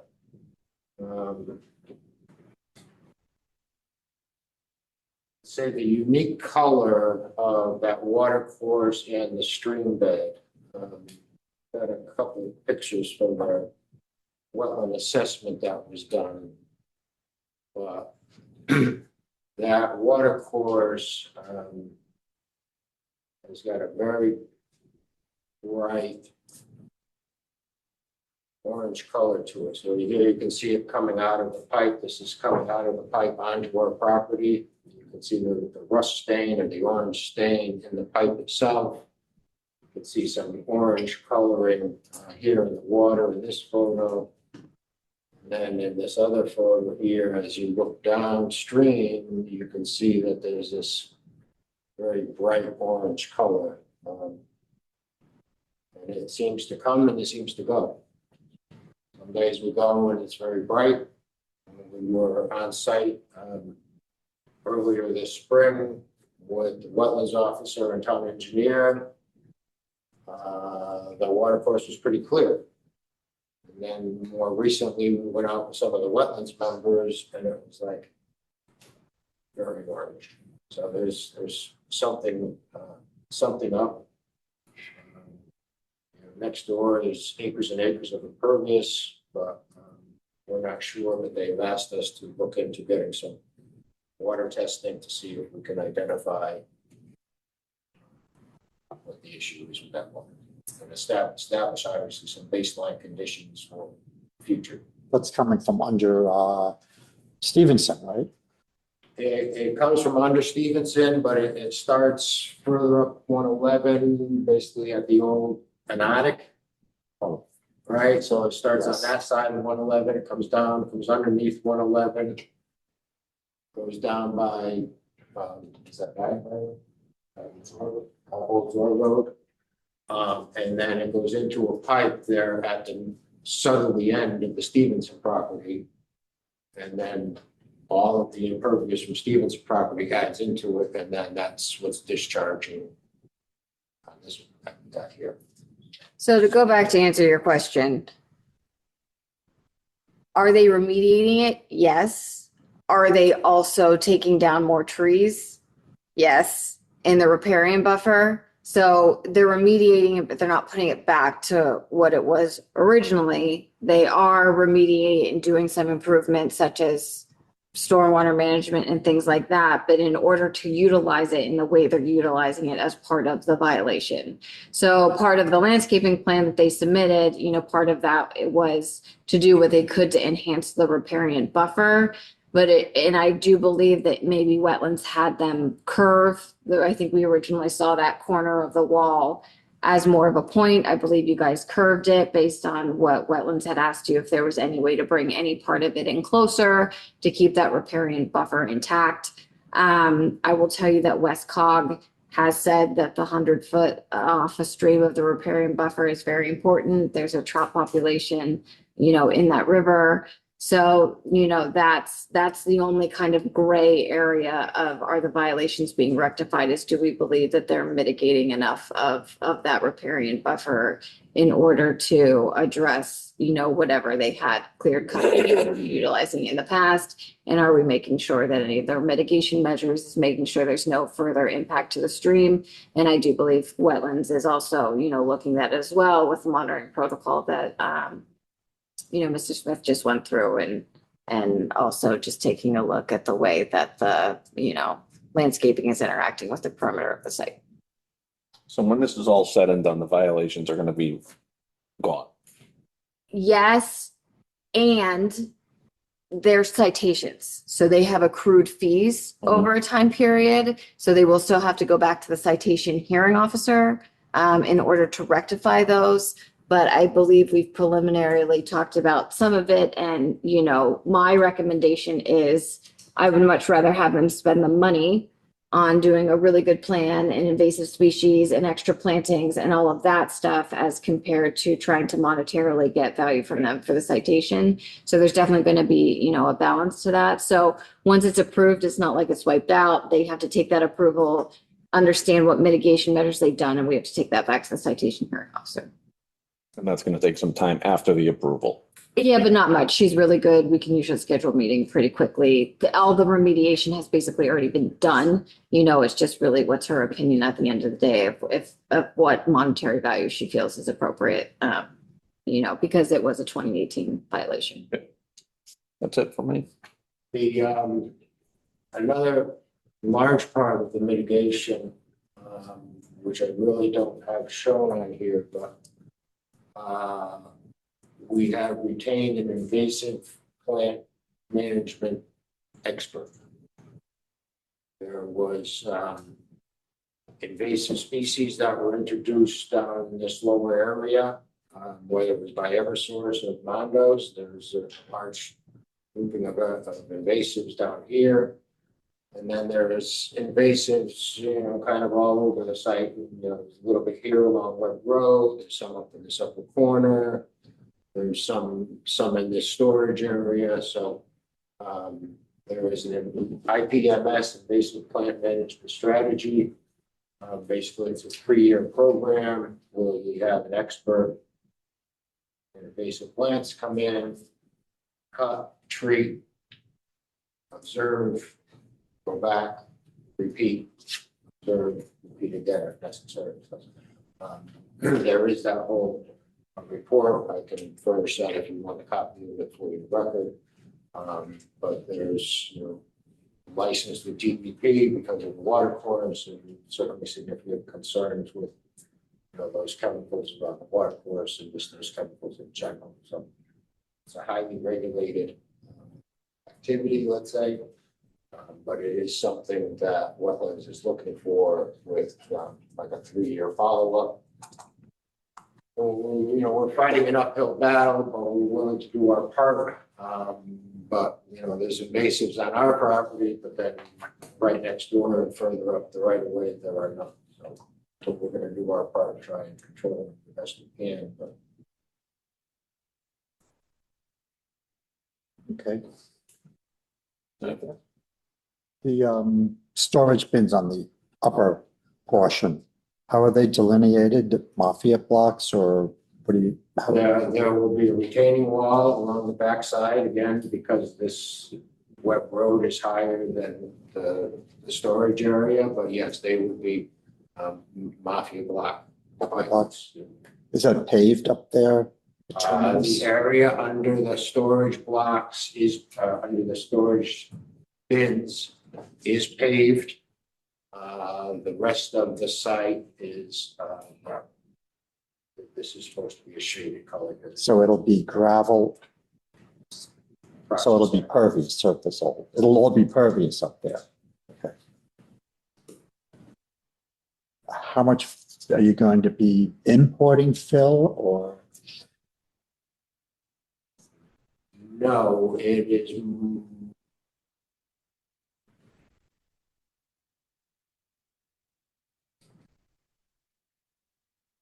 That's that.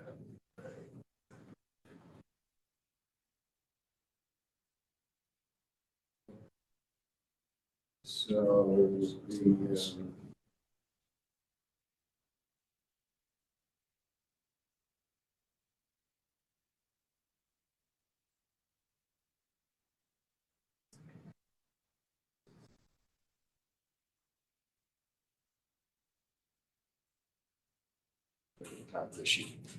okay, so given the big picture, we have 6,640 cubic yards of cut.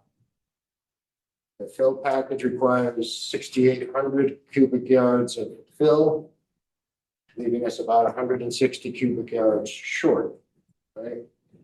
But the stormwater management area will take up about 565 cubic yards. And that's between the stone, the voids of the chambers, etc. So we end up with about 400 yards to be exported from the site, which would be about 30 triaxles to be exported as part of the project. Thank you. I have no further questions. Commissioners have any further questions before we go to the public? Okay. Is there anyone here tonight that would like to comment on this application? Please raise your hands. Okay.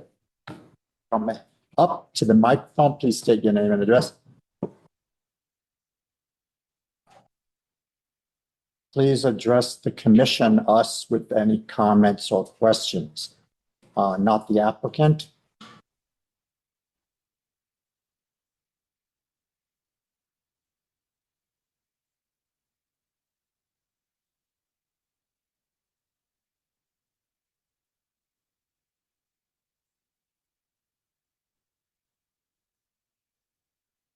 My name is William Wiley, at 1609 Monroe Turnpike.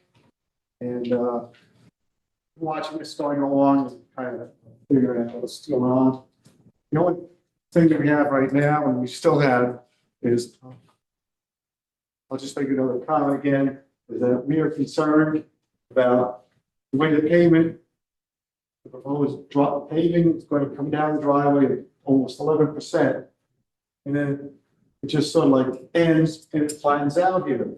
We're concerned that we're going to be suffering trying to go across that gravel area when there may be wet rain periods when the drainage system on that they propose is overwhelmed here, these catch basins, and wash out our the driveway, the only access to our property here. We are looking to see to have that pavement continue down to the last catch basin that they're proposing here, just to make it so sure it doesn't wash out. That's the only thing that we have to say. Did you recently sold property to them? What's that? Did you sell property to them recently? The only thing that, well, I heard that. we did, the only property we sold was a little strip of property here, so that all of their wetlands violations, filling out our property with a trespass, is now contained and owned on their property.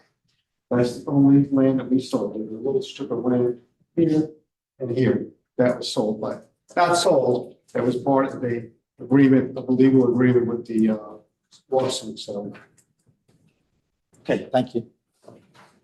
I think, can I give this to you or?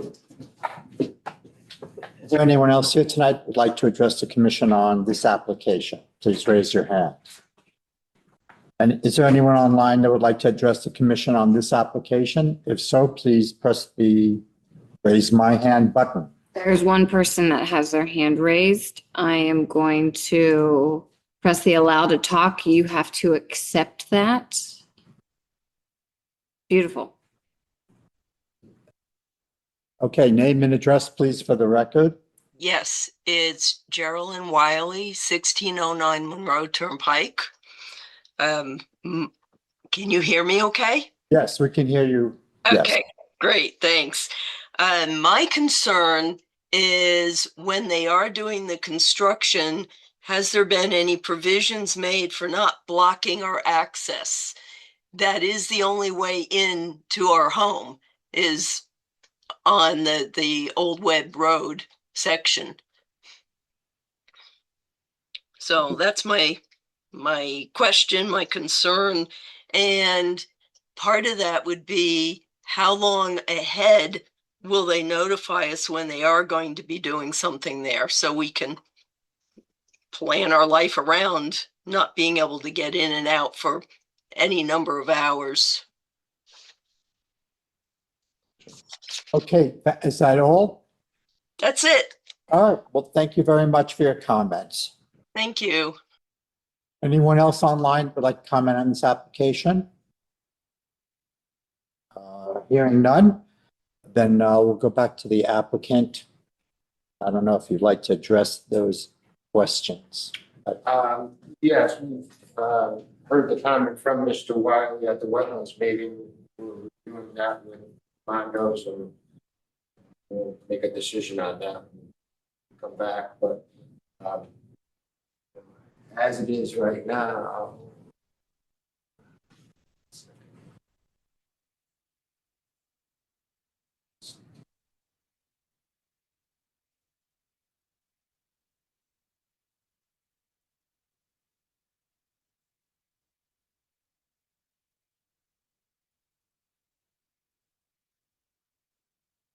so I'm just looking here on the original site survey, okay? There's a portion of Old Webb Road that is currently asphalt. There's a portion that's currently gravel. I'm not quite sure where the one ends or the other starts. It's not this cross hatching because that's from the easement, but Old Webb Road will be in a better shape than it is now. It's being widened. Storm drainage is being added to to the entire length, we're adding storm and drainage, and about 80 or 90% is being paved. The owner is considering whether that bottom piece should be paved. It's not steep. But we'll consider it. So get back to us on that. And as far as blocking Old Web Road, we understand that's their sole access. So the widening.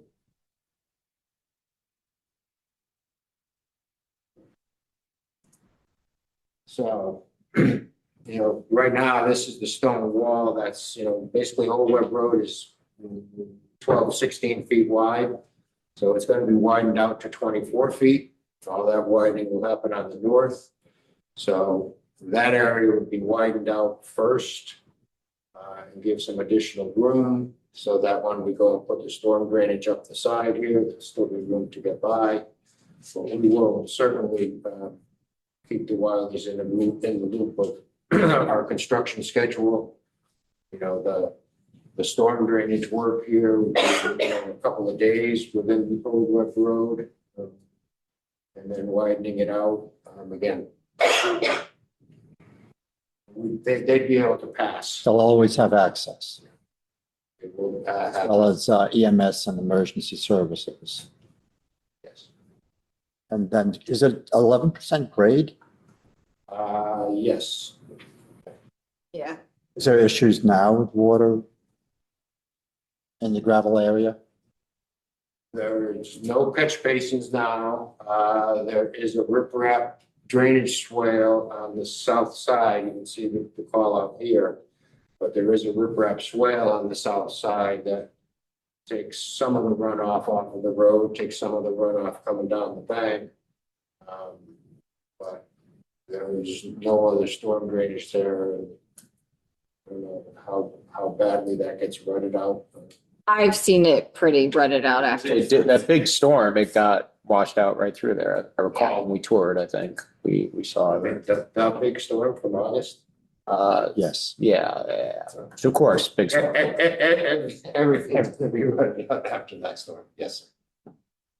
But you have a catch basin at the bottom of that. So because I'm just thinking, what's the concern of why that pavement wasn't extended the whole way down? And I was thinking, oh, maybe the elevations don't work to collect it, but it looks like you do have a catch basin No, down there that it you'd was, be able again, to. this is, over 10% grade, so it should be paved in order to prevent erosion. This is very flat down here, so it's less than 5%. So, I think the concern is there definitely has been some maintenance issue. I've seen it. I mean, we walked the site last year during the SDD and things like that. And yeah, I've seen that there are some issues in the past, so I understand why the neighbors are concerned.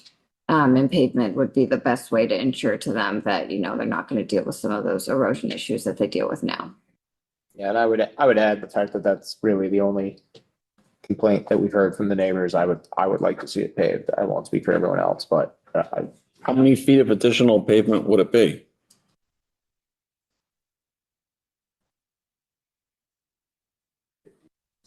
D. 50 feet or so.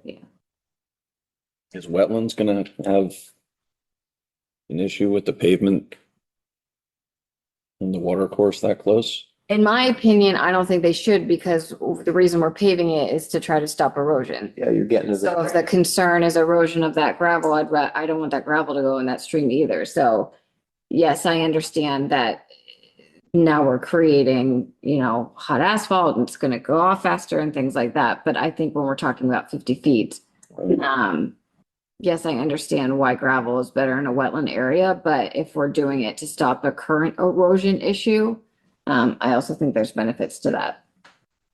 And I also think they would take into consideration if this is a request from the Planning and Zoning Commission.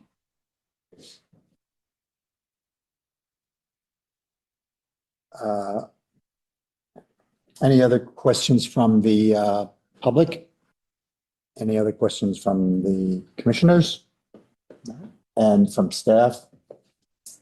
We've gone back and forth on our comment memos, with the exception of a couple really minor things. We mostly have ours addressed. The town engineer is I believe all of his comments are addressed from a zoning perspective because he's been working with them during the wetland application. And the health department, believes that, there's no issues at this point. And I believe that, you guys have coordinated with the fire department, and emergency services and things of that nature. So, they're actually in pretty good shape with staff right now. We do have to keep this open just because wetlands hasn't made a decision yet. But they've been very responsive to our comments from a zoning perspective, so we do appreciate that. Thank you, Mr. Smith, Mr. Mondo. We'll see you back again. I believe is our next meeting. So that's the question. Do you want to come back June 4th or do you want to come back the second meeting in June, which is June?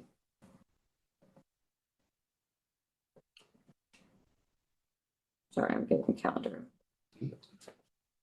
Yeah, I guess just add 14 days. Yeah. 18th.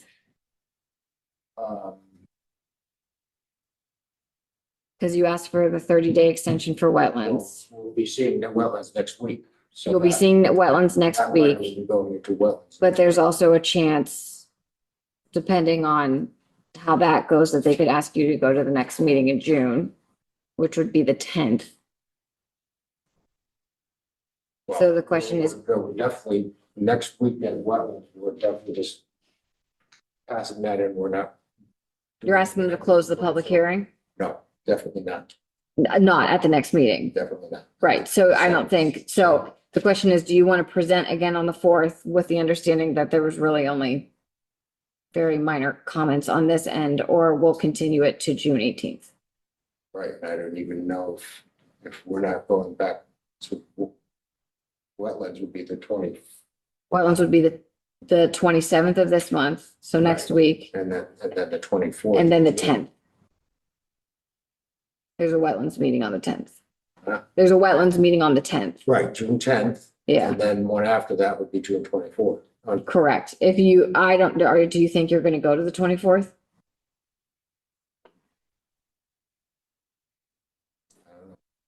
The problem is the next meeting after that is the second meeting in July. Planning and zoning doesn't have a first meeting in July because of the 4th of July.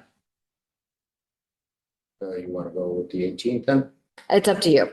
If you want to go the whole way to the middle of July, you can. If you want to do the 18th, then it's a quick check-in, if it happens to be a check-in as compared to a full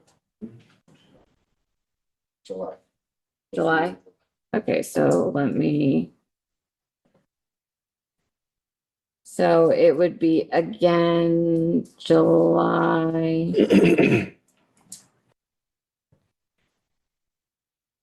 Second, July 16th. Because the 1st of July is the 2nd. So it would be the 16th, and I will.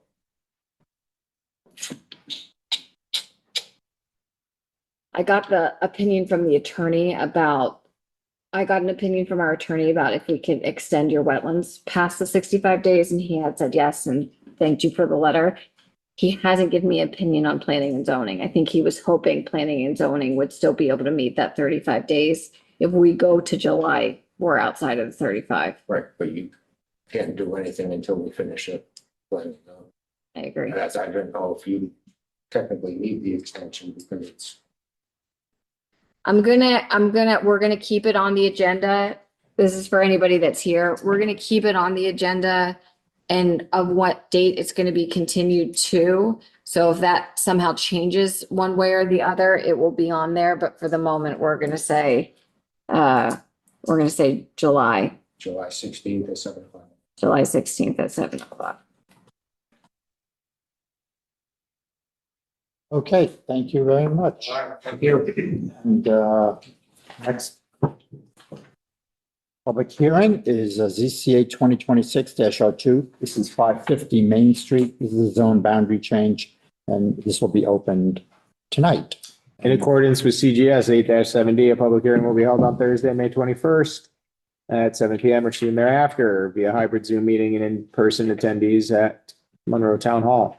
ZCA 2026-02, file 1034550 Main Street Zone Boundary Change Petition Application to rezone an existing split zone parcel, currently RF1 B1 to a single unified B1 zoning designation, assessor map 058, lot 051, Nagy Enterprise Incorporated owner, Notice was published in the Connecticut Post twice on May 11th and May 18th. Thank you, Commissioner Condit. And the exhibits. So sorry, I was making notes.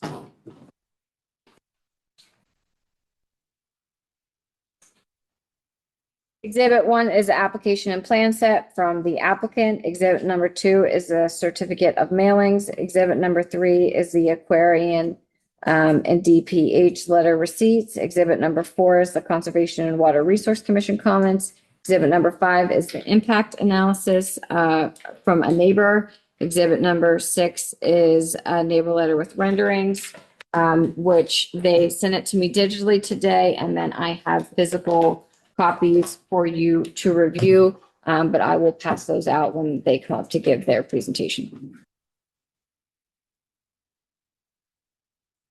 For the applicant? I'm on Nagy Brothers Construction with Nagy, we're second generation certificate of Nagy Brothers. My parents bought this property about 1949, 1950, and then continued use as construction site from that time since. We're non-conforming use grandfathered in. We just recently discovered that going through maps and stuff, that the front half is B1, the back, I should say the front 2/3 is B1, the rear third is R1. Us never realized that. So I thought it prudent to take and just put it under one zoning and continue our use as is. I know we have the right to continue using it as we are indefinitely. And if we ever sold it, anyone could use it again.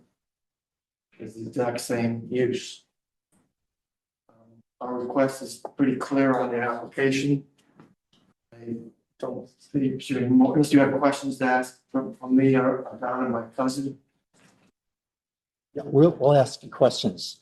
Yes, so when you're done with whatever you'd like to tell us. I told you pretty much, the application pretty much explains everything.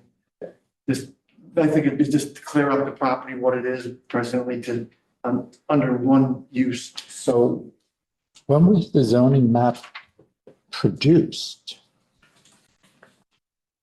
I can't tell you I actually don't know when this was actually created to be a merged lot. I'm assuming the 2013 is when everything was kind of changed, but it was just zones were changes, lines weren't really changed.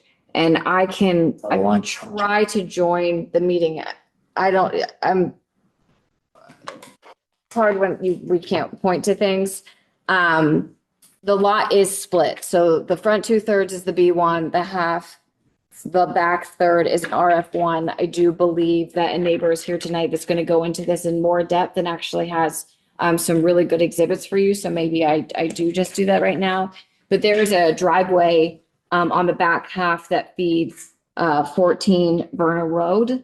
That was probably the reason for the split lot, was because that driveway is a residential driveway serving a residential property that's located on the neighboring zone that is in a business district. So normally this happens and it's a fluke. Normally, we have a bunch of lots in town that are split zone lots, but I have a feeling this is actually partially intentional because that driveway feeds the garage in the back of 14 Verna. So it's a residential driveway serving a residential garage, but it is going on to the next property and then back around. I can explain a little bit. Is that your house behind there? One of the owners, well, my father was trying, her father was down. My brother is Jim. He built this house there. He lived there in our shop. And he had a big monstrous boulder in his front yard. And he just made the driveway run around it. Nobody thought anything about it, that he actually encroached beyond his land, on the Nagy Brothers' land, because we all owned it. The other brothers all owned it, never was about it. And he just drove over it.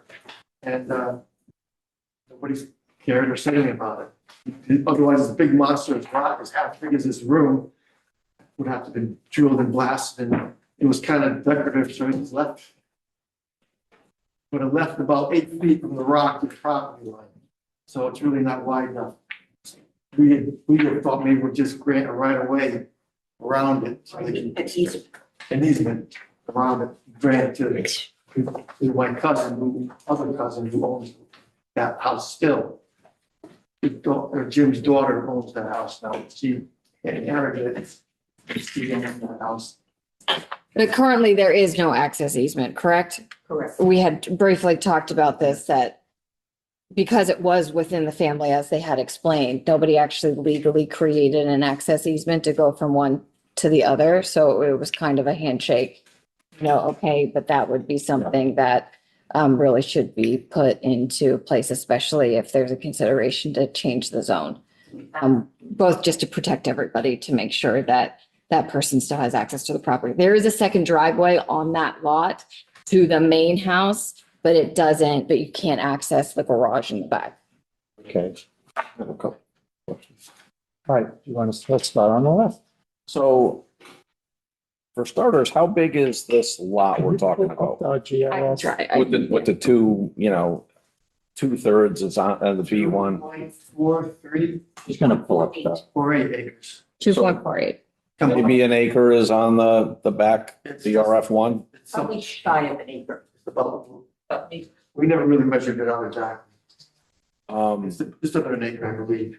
so taking into consideration that particular bifurcated lot, does this driveway go on that property?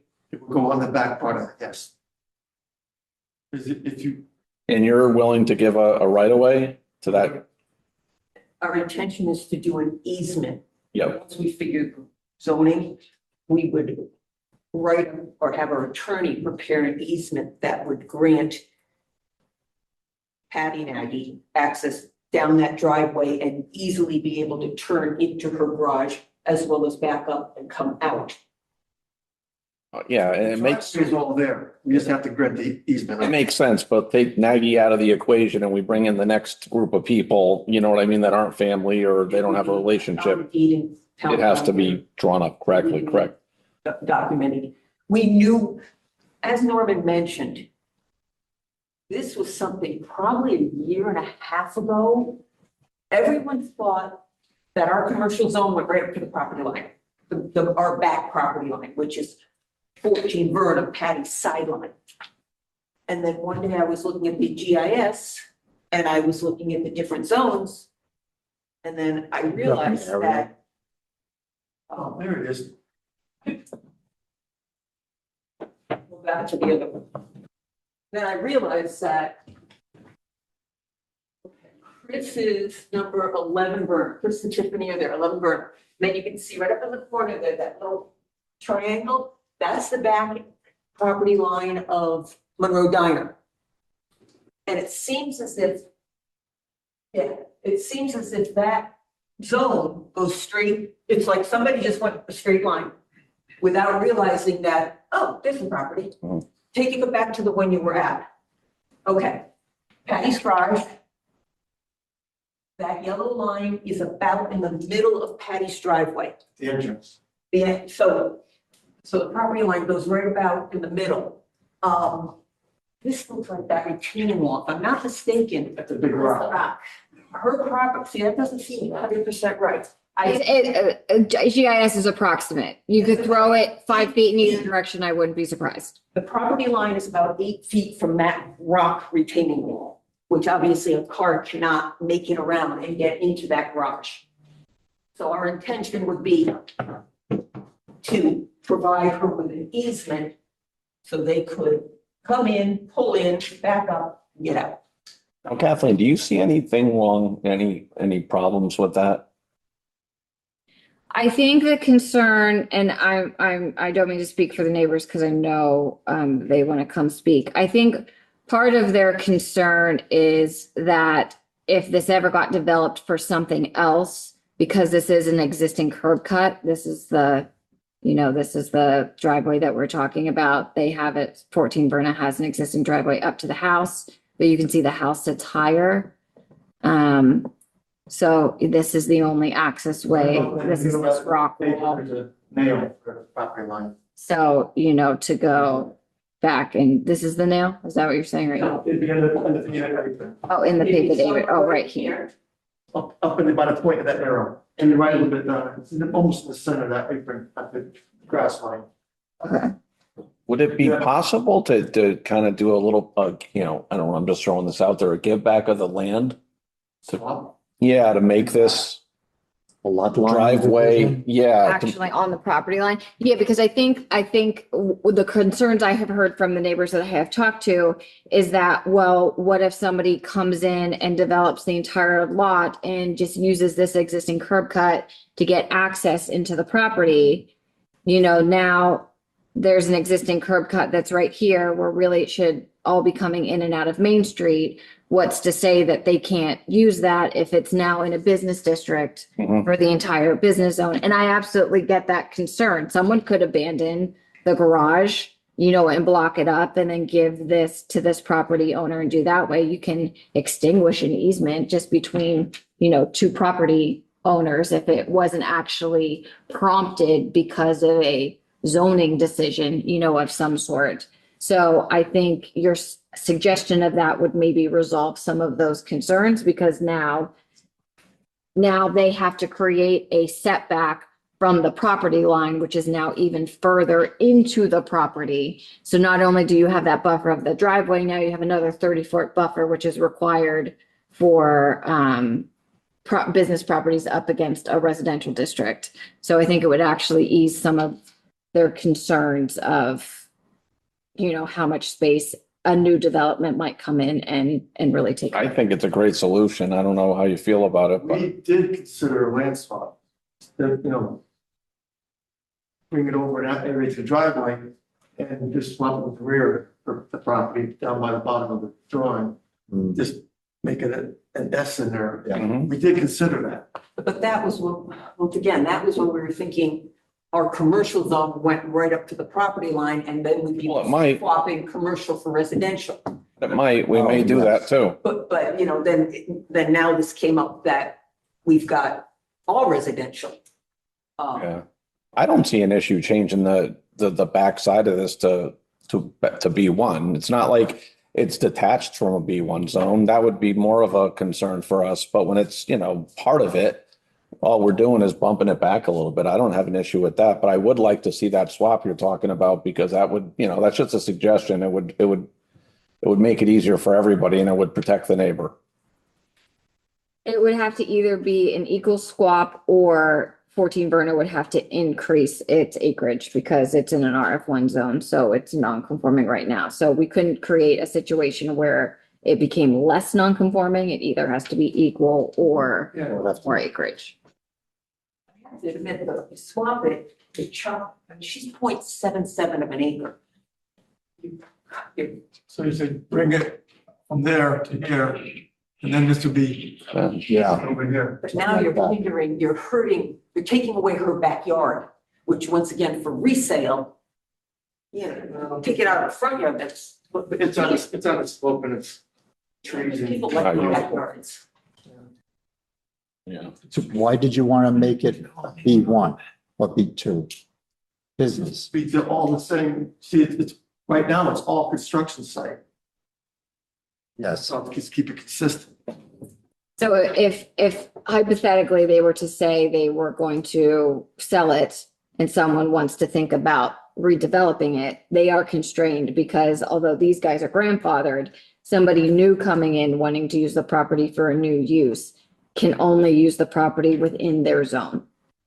So they can't use that back part of the property for anything related to the business because it's a residential zone. Well, we can, but as the use it is now, it can be continued. Which is what I said, you're grandfathered in, but For the same use. It limits your use of resale, and the value of the property. Correct. Well, and once again, it's been 76 years that it's been used as this. So you're not planning on selling it tomorrow? It's up. Nothing in our family happens quickly, so no. But there are plans to sell it, I assume, because why change this if That's what I'm asking. eventually thinking to sell it, right? Do you want to go with the question? Are you done with the question? Also, Well, yeah, I was gonna say, I mean, if it's been operating this way for 75 years, why are we changing it? And it's because the goal here is, I'm assuming, to sell it eventually. I think it is more it's to get our ducks in a row. So honestly, Yeah, I might move out of state. I don't want to leave all of this on his shoulders. That's not fair either. The next generation, at this point, they are spread. They're in different states, one's in another country. It's not fair to leave these pieces to the next generation of cousins, in many cases, who have never met each other. Mm. So it's kind of like just cleaning stuff up. And as I said, nothing for us happens quickly, so keep picking away at things, and when the time comes, you've got it at least reasonably set, and we've been responsible with what we have.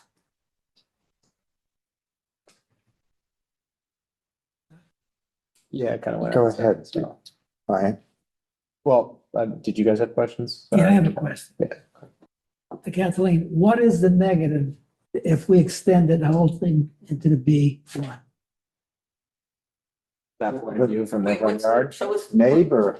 That's the rendering, the copy that I had given. Renderings, and I'm assuming this is the current driveway. So they're actually not even showing what the business would look like if it utilized that driveway. This is if it would just.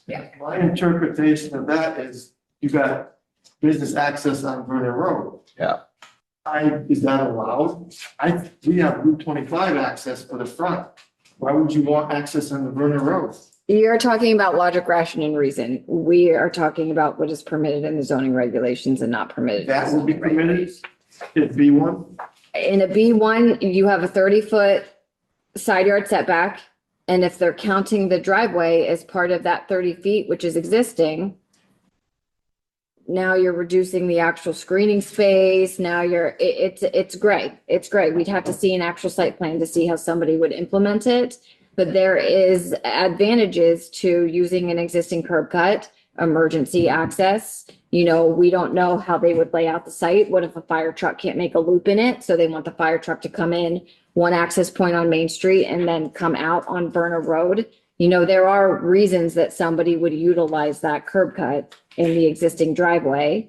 And what if they made a deal with the additional neighbor and they closed that up and refinished the basement and used it as livable space and didn't need access to it anymore and was fine to park in the front. Like there are scenarios that could occur, with it currently being in the configuration it's at and extending the zone completely to the back. So land swap, eliminate that scenario. Correct. Then that was Commissioner Westland's point. We also have on both sides, up on, behind the diner, there is a brook stream. So up in this corner, let me just see for a minute here. Okay. This blue is the wetland setback up there. This is Connecticut swampland. This is, and it goes somehow into the middle of our building. That's a wetland setback there. So we've got quite a limited area where you could actually, we presented it to you guys and then went to wetlands and conservation. We have our challenges.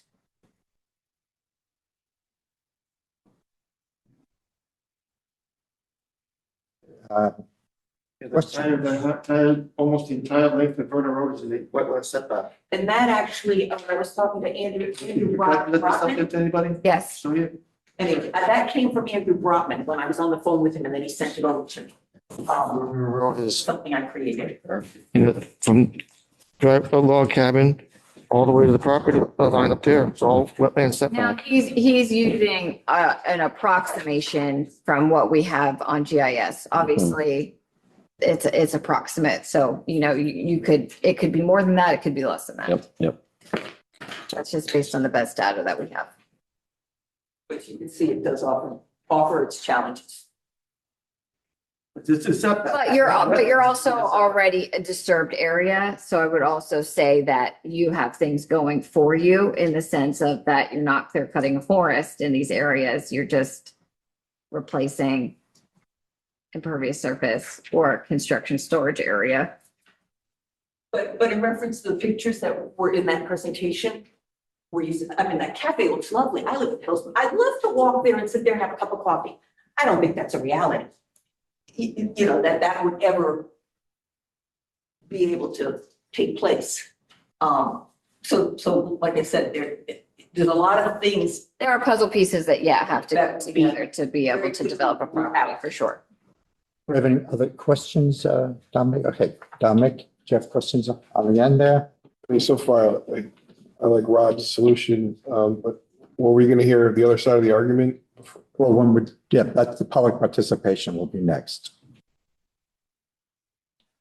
No questions right now. Maybe after the, If we did a land swap, the beacon, we could rezone it or put the zone together at that land swap. It'll go back farther into residential. That work? It's still connected. It's still connected to the original piece. To consideration, but it's, you know, But it's work, it's doable. I think so.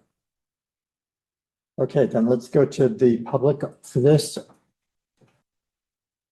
And just to add to the complexity, that's Chris Para. He's our mechanic at the shop and he's been with us since 2019. He walks to work. Okay, so we have, name and address, please, for the record, and please address, well, us, Yeah, of course. not the county. Thank you in advance for your time and consideration. My name is Tiffany Para. I'm here with my husband, Chris Para. We're the owners and residents at 11 Verna Road. We've lived there for 27 years. We were members of the Stepney Volunteer Fire Department, Ladies Auxiliary, in the 90s and the 2000s. We owned a business here in town in the early 2000s.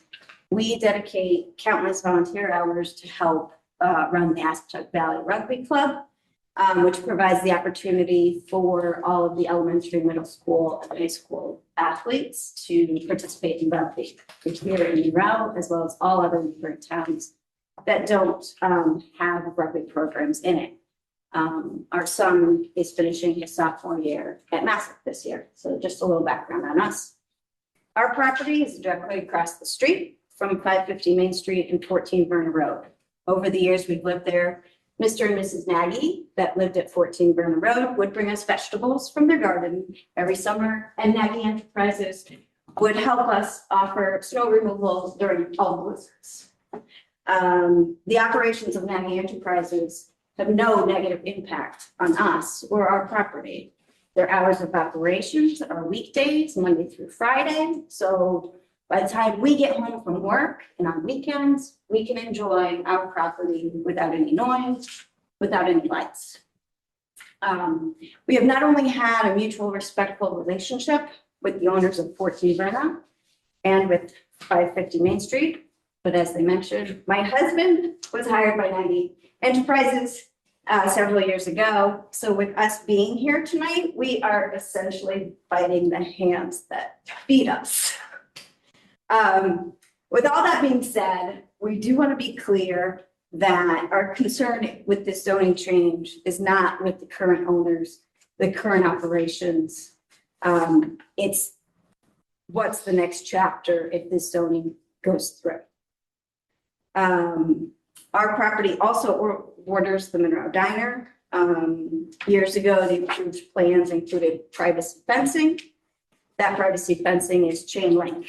So you can imagine how much light and noise that actually does not keep from our property on that side. So you can imagine our concern when we heard about this coming in across the street from us. Potential businesses, I've shared some renderings, kind of our worst nightmares. Yes, they're probably not all going to ever be a possibility, and there would be hopefully hearings that we would be involved in, but it's an actual like design, and we know what it might look like.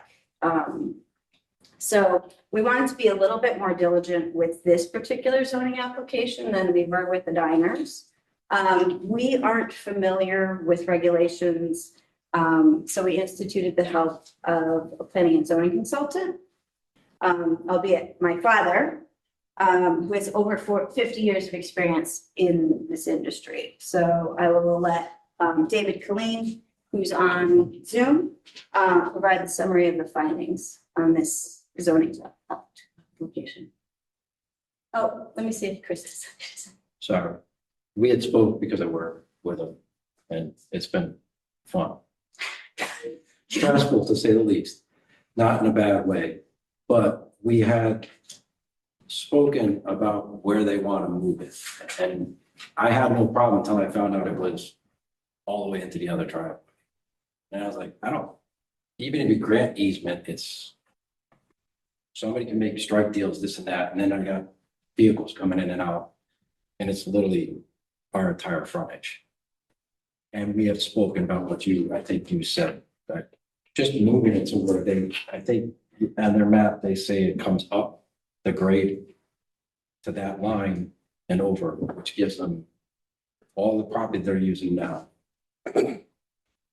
Just not the driveway that's been used residential since we've been here. So that's where I stand on it. Like, I'm fine with it being moved so they have their commercial zone because they're using it commercial. Just not the entirety. If that, I don't know if I'm really making sense on how. It just not, I don't want it to be all the way into the driveway.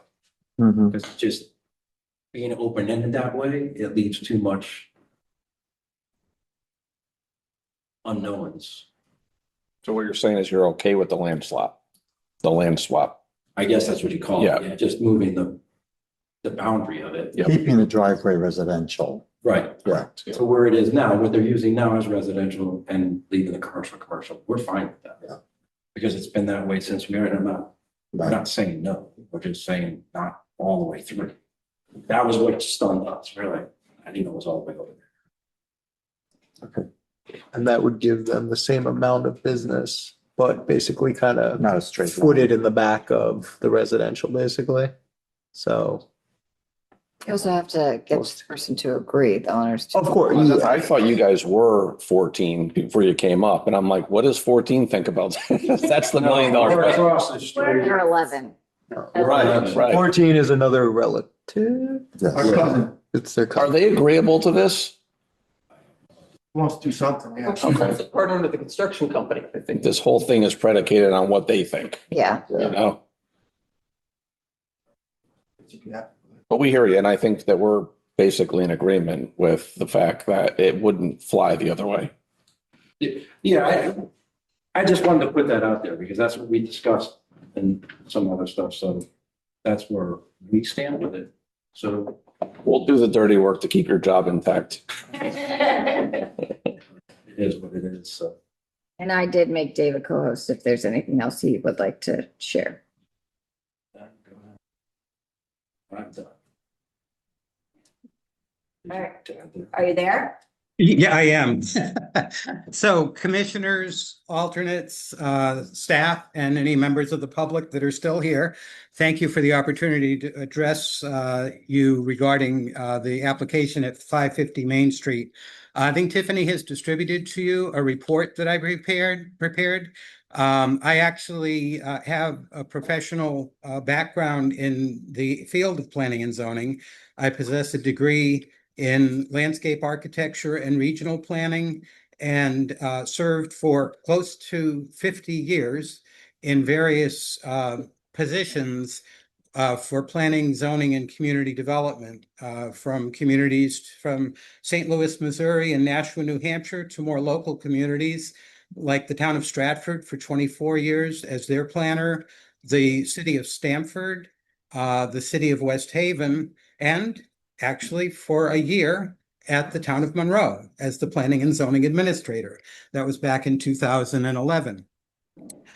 So I have a background in this, and I guess I have a little different perspective, but I appreciate the fact that you're thinking creatively about ways to position the business and the residential use, because I think that's the crux of the issue here.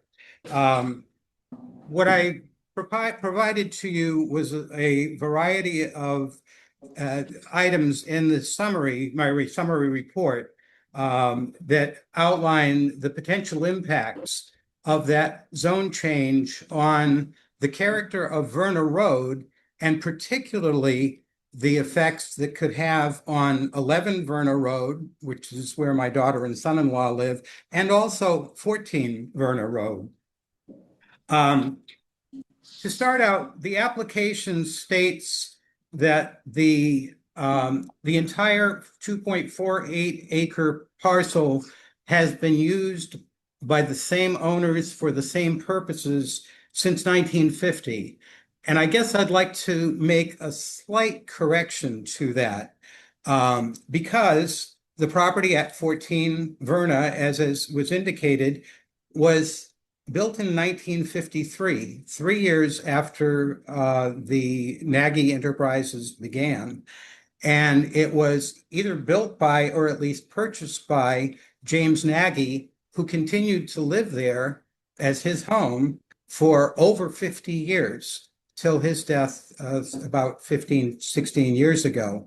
So the thing that I think is important to recognize is that there is an existing set of buffers, which I'll hopefully be able to show you as we go forward, that were created around the Nagy operation.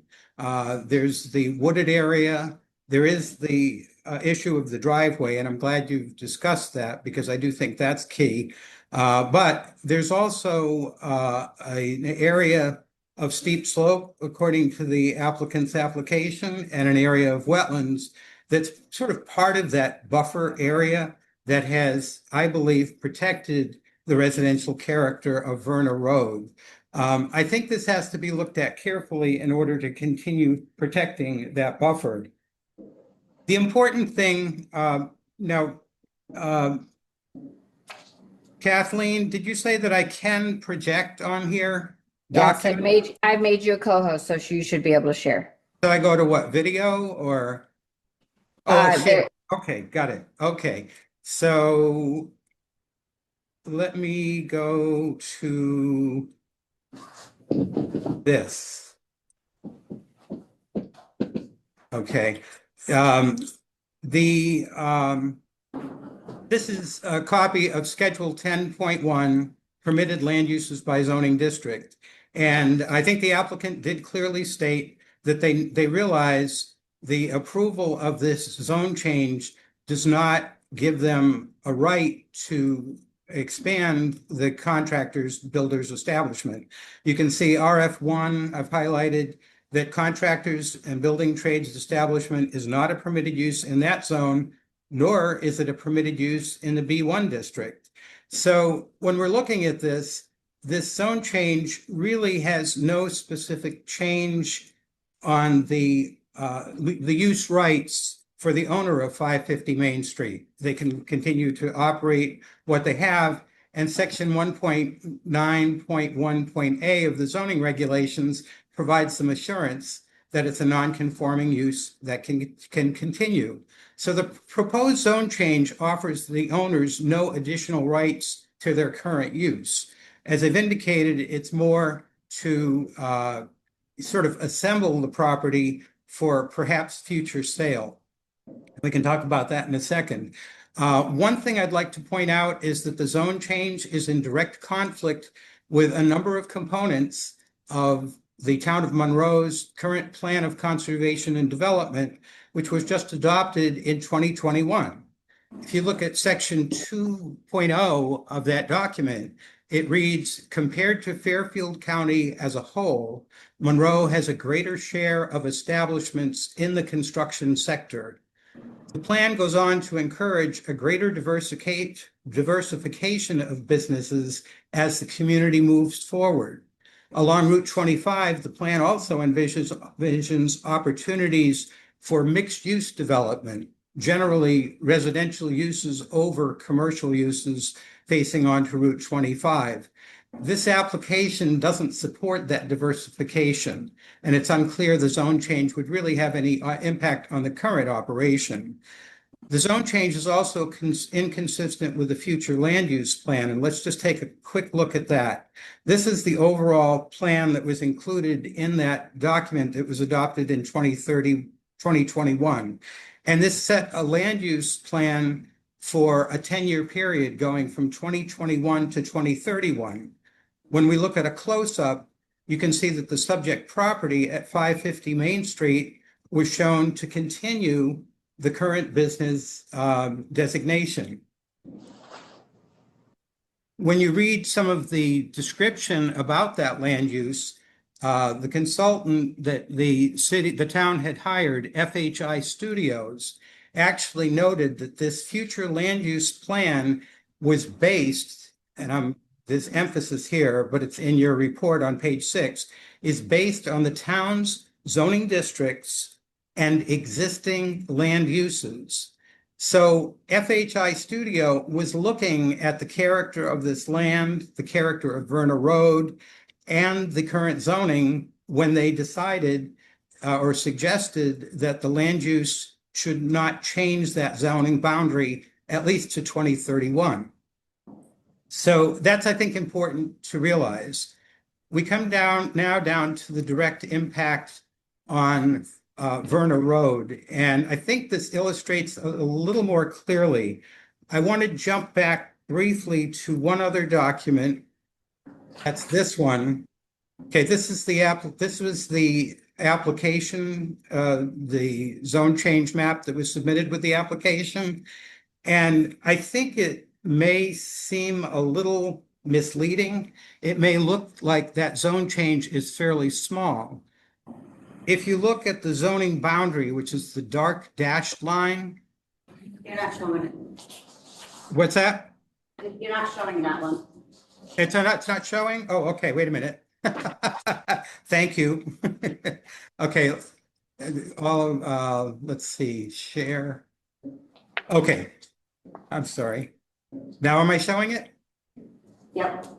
Okay, this was the application, the zoning map, and I don't think it was intentionally misleading, but at first blush, you could look at this and say, oh, it's just a little strip at the back of the property. And if you look at that dashed dark line for the B1, you'll see that as it crosses Verna Road, it goes right through the residential property at 11 Verna Road and continues on much deeper than the actual B1 line. Now, remember that for a moment, and then I want to go to that, back to my report and show you, let's see, stop share. And let me show that quickly.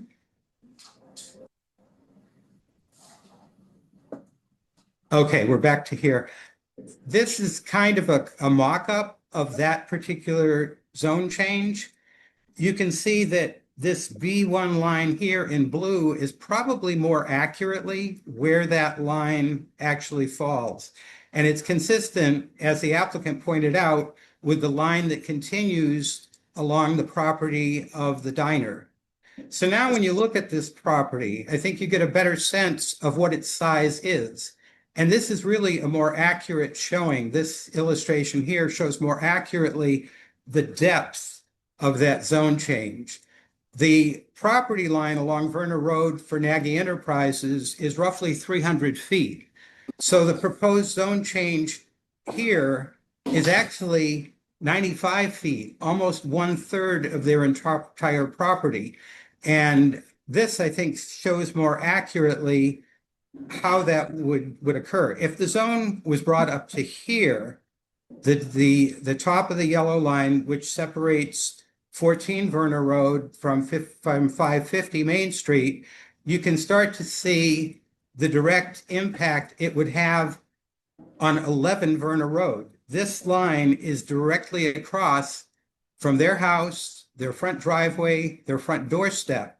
And that is what they would be faced into, is as a business zone that goes right up to the front of their property. They already have a business, as Tiffany indicated, along their western boundary with the diner, all along B1. Without knowing what uses in particular would be established in this zone, it leaves a lot of uncertainty for them. And as one of the commissioners pointed out, probably for the owners of 14 Verna as well. Let's see. Let me here. Okay, so that I think shows the extent of the zone change. And I'm going to switch back again. Don't mean to be jumping all over the place, but it's helpful to let's see.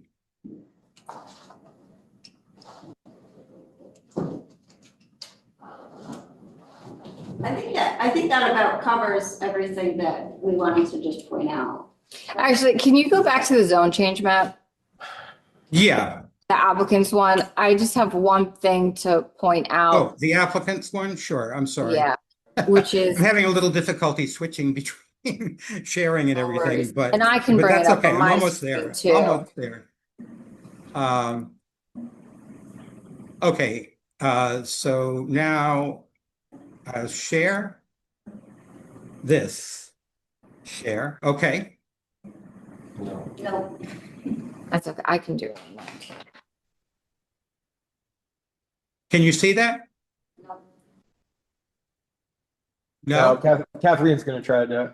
Oh, okay. It says your screen sharing is paused, so that's why I'm not able to No, successfully I don't have. move back and forth. I haven't touched it. It shows on my screen. Sorry, it doesn't show on yours.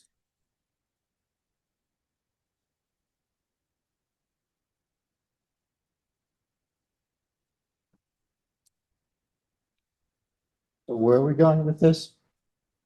I can even just show you guys on here. Them. Okay, so I can. No, but this is for you to send back to Jason. So he had made the point that this line actually digs into the property. That's not true. It actually aligns with the edge on the map. So what I think has happened is I think someone in the engineer and surveyor's office accidentally offset this or moved it to the side. And that's why this got messed up. I think they moved this whole line. So I think this line is just in the wrong spot and they did not catch it. I think that's where the discrepancy is. So I agree with the final conclusion, which is that I think this is being shown too far this direction and should be that way. But I don't think it was intentional. I think they accidentally moved this way as a whole. I totally agree with you, but that was why we wanted to clarify it, because we felt that if the commission didn't fully understand the impact of the entire zone change, they might look at that map and feel like it's a slight change, but it's not. It's a little bit larger. Jason needs to update that. Right, exactly. I think that would be very helpful. Now, I guess let me just get to some of my closing comments. As we understand it, the applicant's primary concern is that they want to have a piece of property that's assembled properly and will enable them to market their property as a large enough property that is reasonable under the zoning. In fact, the minimum lot area in the B1 district is just 1 acre. The minimum lot frontage is 125 feet and the minimum square is 125 by 125. Even the portion of this lot that is contained within the current B1 district fully complies with that. And it's probably about 1.8 to 1.9 acres in size. Adding the additional amount it runs 95 feet up along Verna Road actually adds what I estimate about 30,000 square feet of land. And that's about 0.7 acres of land. Tiffany and Chris, I think, as they pointed out, are not displeased with continuing to operate with the current operation. They're familiar with it, and that's not a problem. The question is, what happens as the next step? So what they're looking for is some safeguards. I'd like to just show you a couple of images that Tiffany prepared. I think she circulated them. You probably all have them? Yeah, do have them, yeah. yes. They have them. They have them. Okay. Yeah, and I think we covered it during their question, when the commission questioned the applicant as well as when I spoke. So I think that was everything we wanted to cover. Okay. Okay. Thank you for your work. It's a significant amount of work you've done here, Dave. Thank you.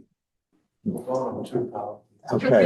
Retired life. All right, so let's move on. Are there any other members of the audience, public here tonight that would like to comment on this application? None? Okay. Did you have anything else? No, thank you. Appreciate your Well, time. thank you. Commissioners, any other questions?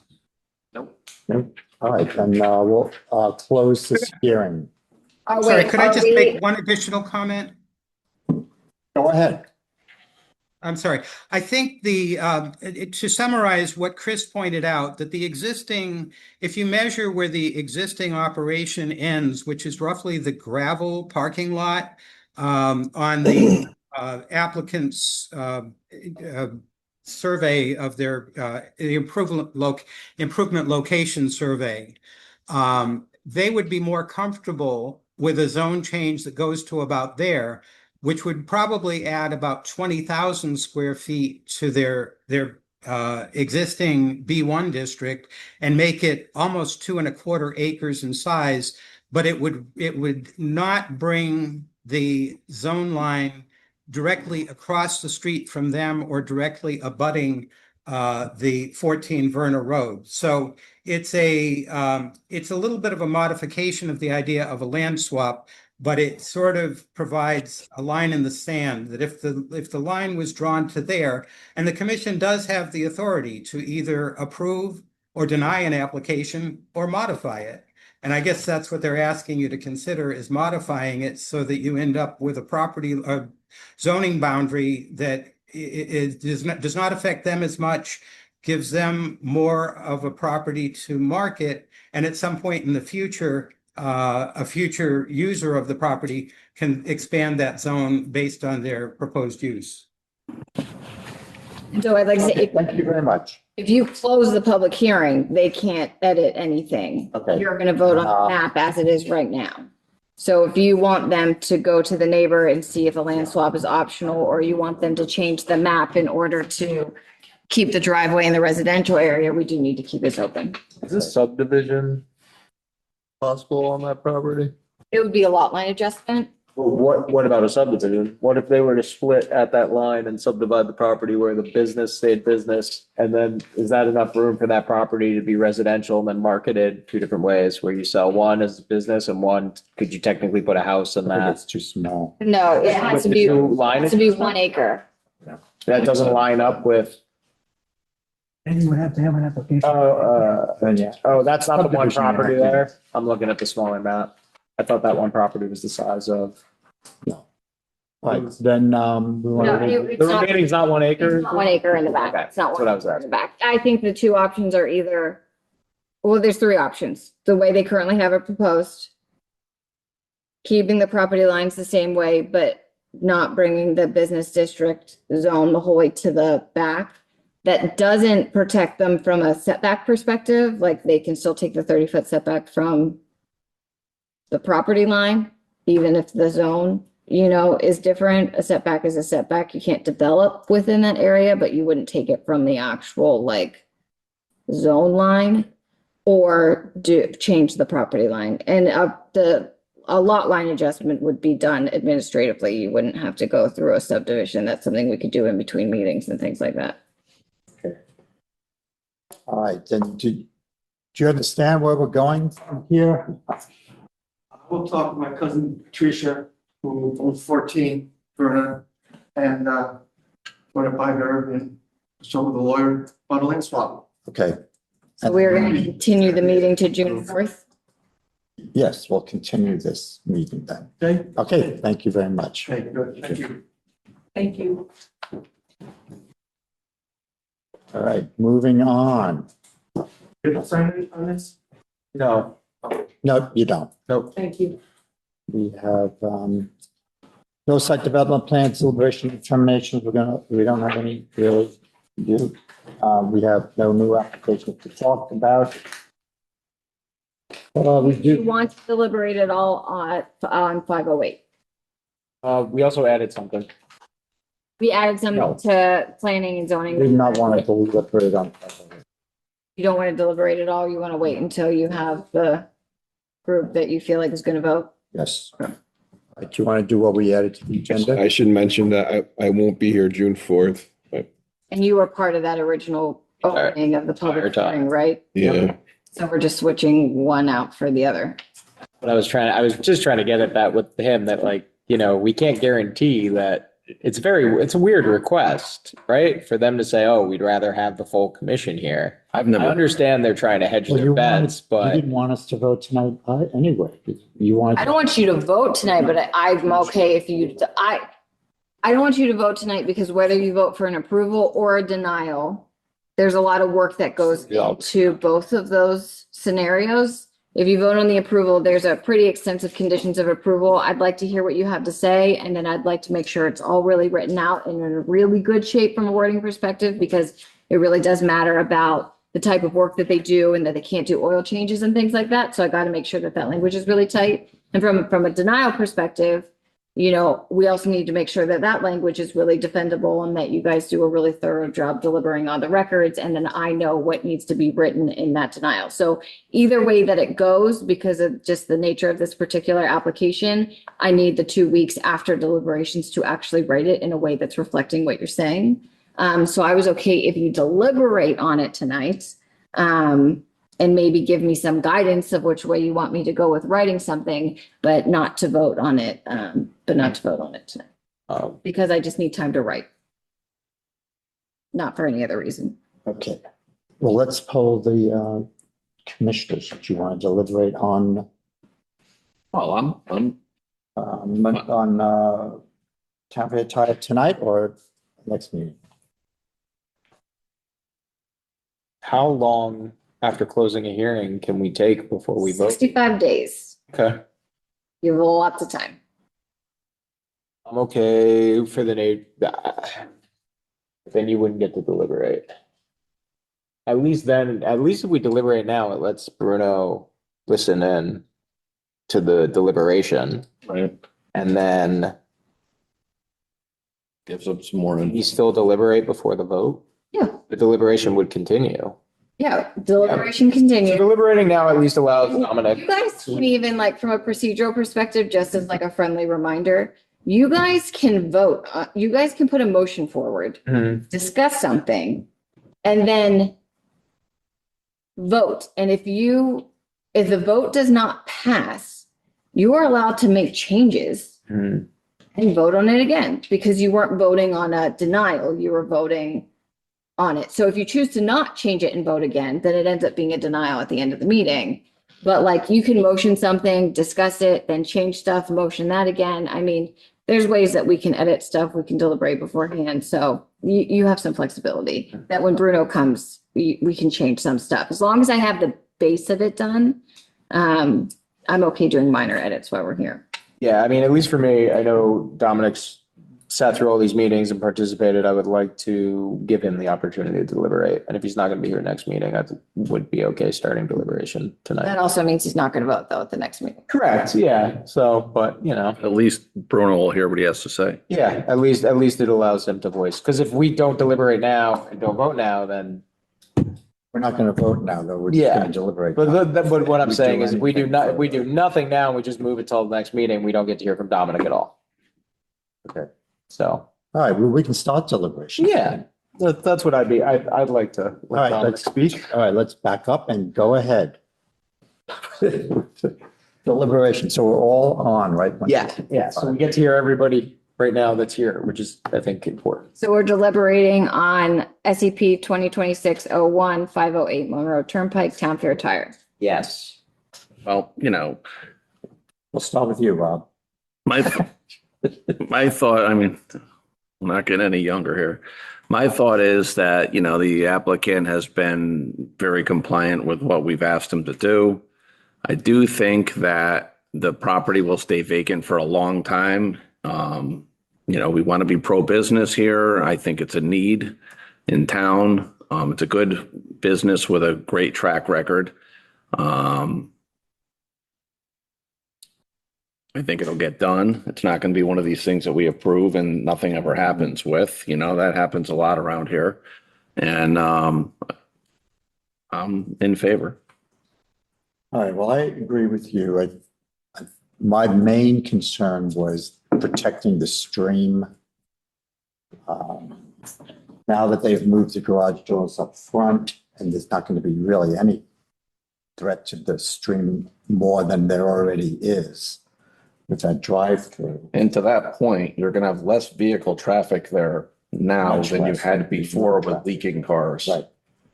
So, and I think they've done everything you've asked them to pretty much. So I'm also in favor.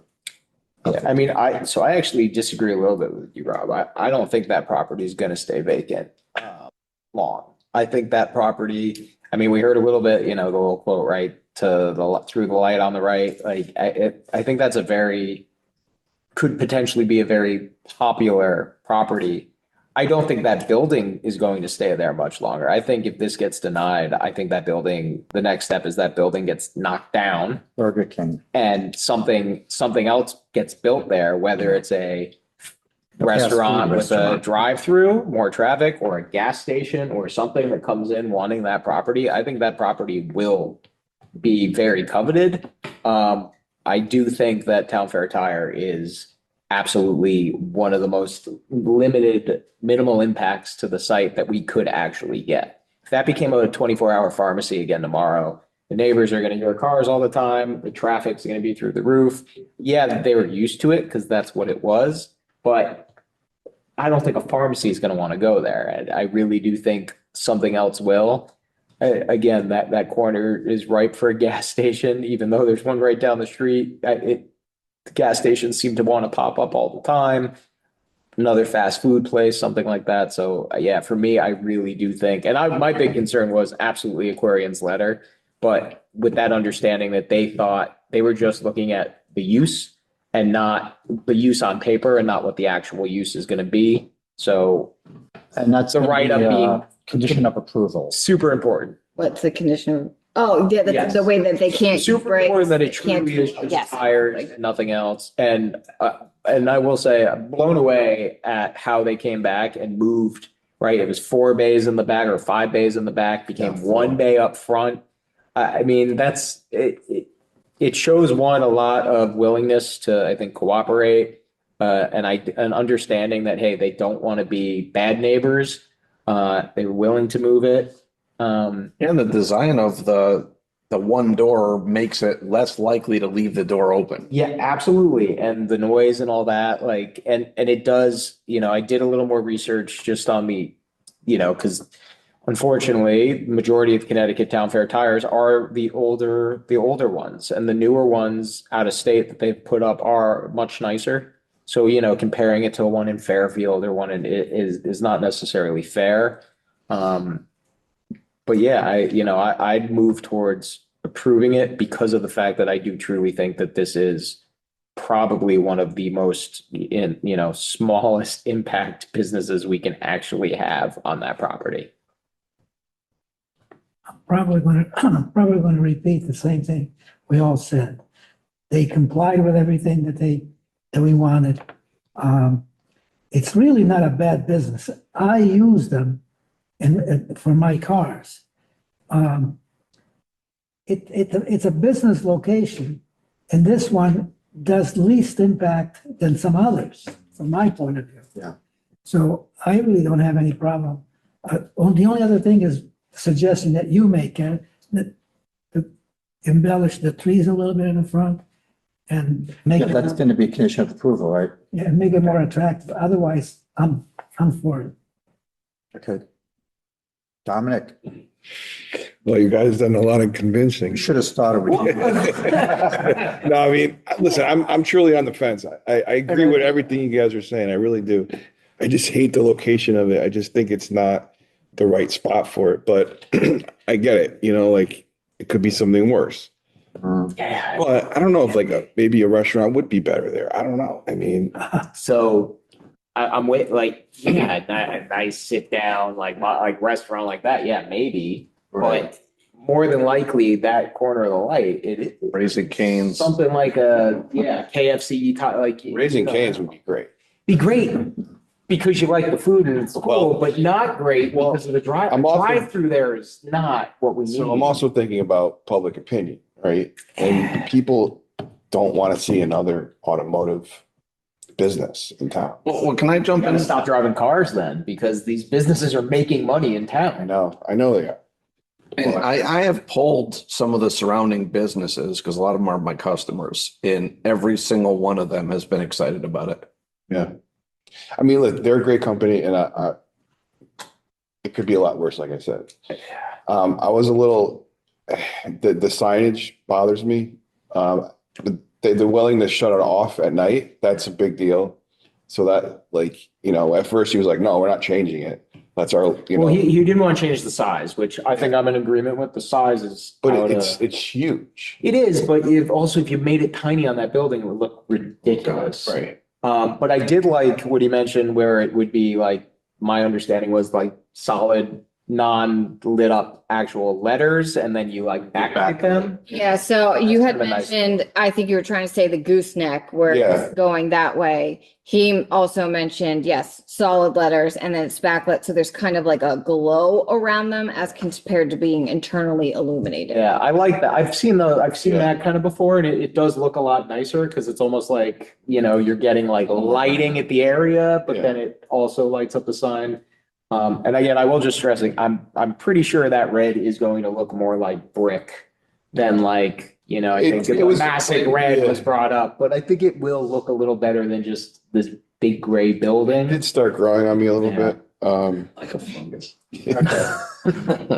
So the other concern was, all right, so they come in, they're going to retrofit this building for them, right? And we're putting the conditions of approval, you only can do tires, right? Yep. So what happens if they leave for whatever reason? Now we got a building that's only constructed for tires. Yeah, well, They're gonna have to come back in front of us. they come back in front of us, but they're keeping that footprint and, But what company's going to move in there and sell just tires? Well, but there's other uses that's still permitted, and I'm sorry, I usually don't, I try to keep myself out of. No, but this is.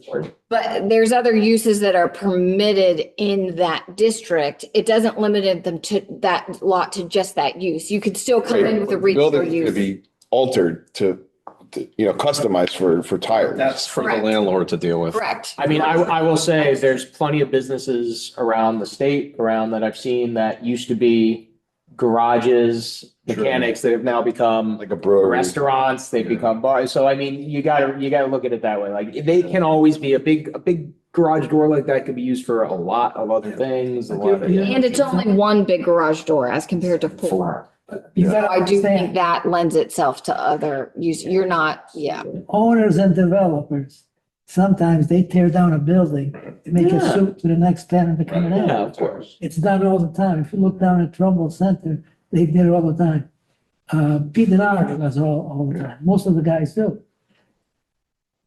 Yeah. That's the way that, I mean, Yeah. Which the fact they don't want to tear this building down at the moment is also That's good. attractive to me Yes. because it's going to be just less construction. We're not having somebody that needs to do blasting, that needs to do it's kind of awesome. The town is screaming for different businesses, more diversification in what we're doing, not the same, this is different. This is something, the local. It is completely different. You cannot buy tires in town. Some places. Some places will Yeah. order them for you, yeah, but I Not mean, yet. but something like this, most people, You get a better deal. most people say, oh, I gotta go somewhere else, I gotta go out of town for Yeah. my tires, It's blah, true. blah, blah, blah, blah. No, there is a need Um, for it, for sure. Yeah, and it's not an auto, people that don't know, they go, oh, it's another auto parts. It's not an auto, an auto. And I've never known any town fair tire to do anything other than tires. They don't. They don't. So to think that they're gonna start swapping out engines, they're just. No, I'm not concerned about that. I was concerned about the next tenant. Yeah. They leave, but I'll give you this. Town Fair Tire comes there, 2 years down the line, if they went out of there, people will complain, oh, we want it back. Oh, yeah.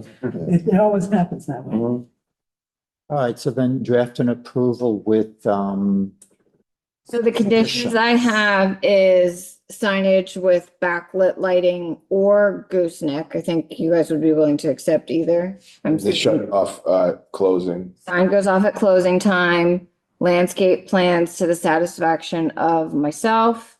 Sound mitigation measures, the air condition of the shop, which I know they said they already did, automatic doors. When the door opens, the air to the equipment shuts off. No oil changes, like we already talked about. No sale of any automotive vehicles. Tire for disposal must be stored within the building. I know they said that, but I just want to make sure that that's really clear. And no overnight vehicles. That's what they said. Yes. So I think with all of that, if they were to ever sell or leave and another automobile repair or service shop were to come in, they would have to comply with all of this. If they wanted to change it, they'd have to come to you for a new special exception permit. So we add in just in case, the, at night, no excessive interior lights that shine through the windows. Yeah, I mean, it's hard to give qualitative as compared to quantitative restrictions where we say excessive, like what does that mean? And it was a nightlight. But You know what? I actually spoke to the attorney about that other thing, and he said that even though we don't have, you know, a regulation on interior lights, if it's bleeding into the exterior, then we do have, you know, grounds to restrict that. Yeah, because we approved candles, right? Okay. Candles, yeah. So if the interior light is affecting that, then that's going against our zoning. Yes, and I think Town Fair Tire, that would happen.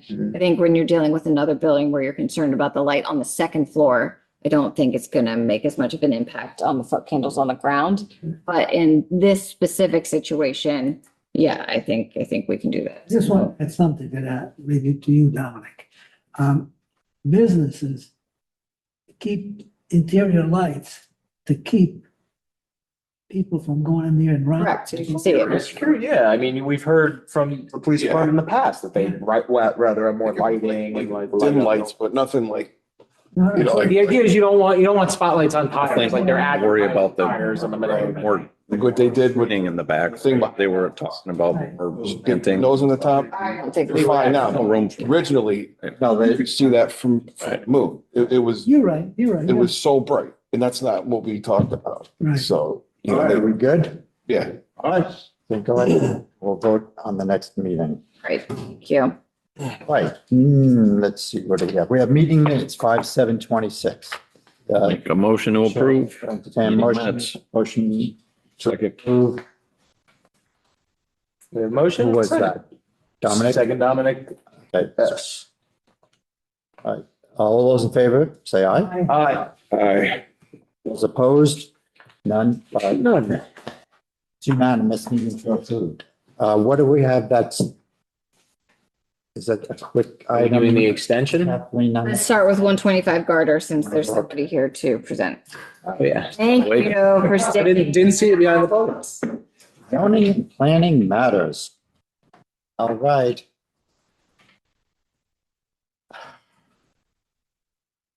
The good news first. We'll get to the good news.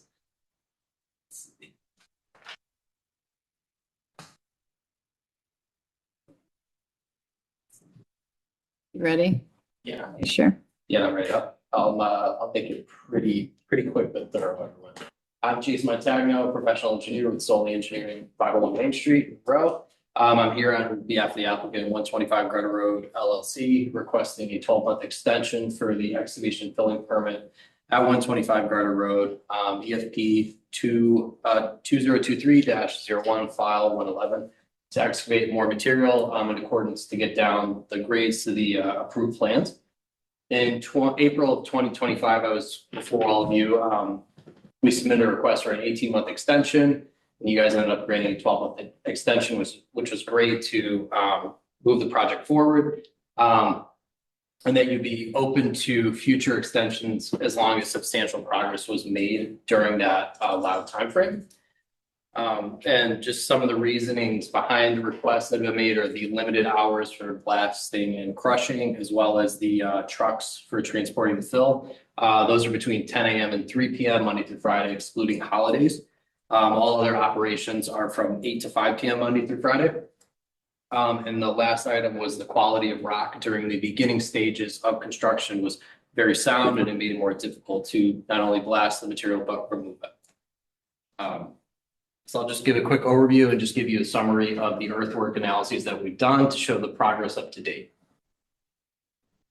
Just a general overview, I'm sure you're all familiar with the project location located in Monroe.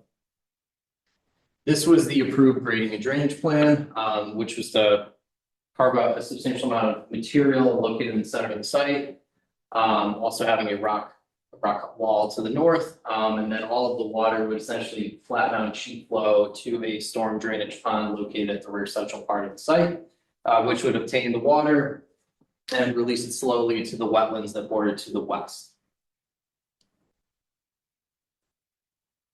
This is the post-vegetative planting plan, so it's a little difficult to see on the screen with the hatching, but the interior flat areas is all going to be a lawn seed mix. Then we have New England restoration mix located adjacent to the wetlands along the western side, and then to keep the wooded area to remain along the northern side, following the property line down to the south and adjacent to Garden Road. The overall goal of this is that the site is currently zoned industrial, and the end goal is to zone change it to come to a 4-lot residential subdivision that fits the characteristics of the roadway, fits the characteristics of the neighborhood. The adjacent lots to the east are all residential, so it's just the perfect use for that compared to putting an industrial building here. So this may also be a little difficult to follow, but what we did was we took a drone flight in April of 2026, and we overlaid the contours shown on red over the proposed approved grades. And I'll just kind of highlight some spots that might make it a little easier, but this is the 428 contour that's following the property. The 428 is actually a little bit in front of it right now. There are some areas that they've been carving out to use as sediment traps and basins. So this area now will just have to get exported or excavate more material, and then some filling in this area to create the stormwater pond. There's also some areas here in the southern part of the site that need some additional filling.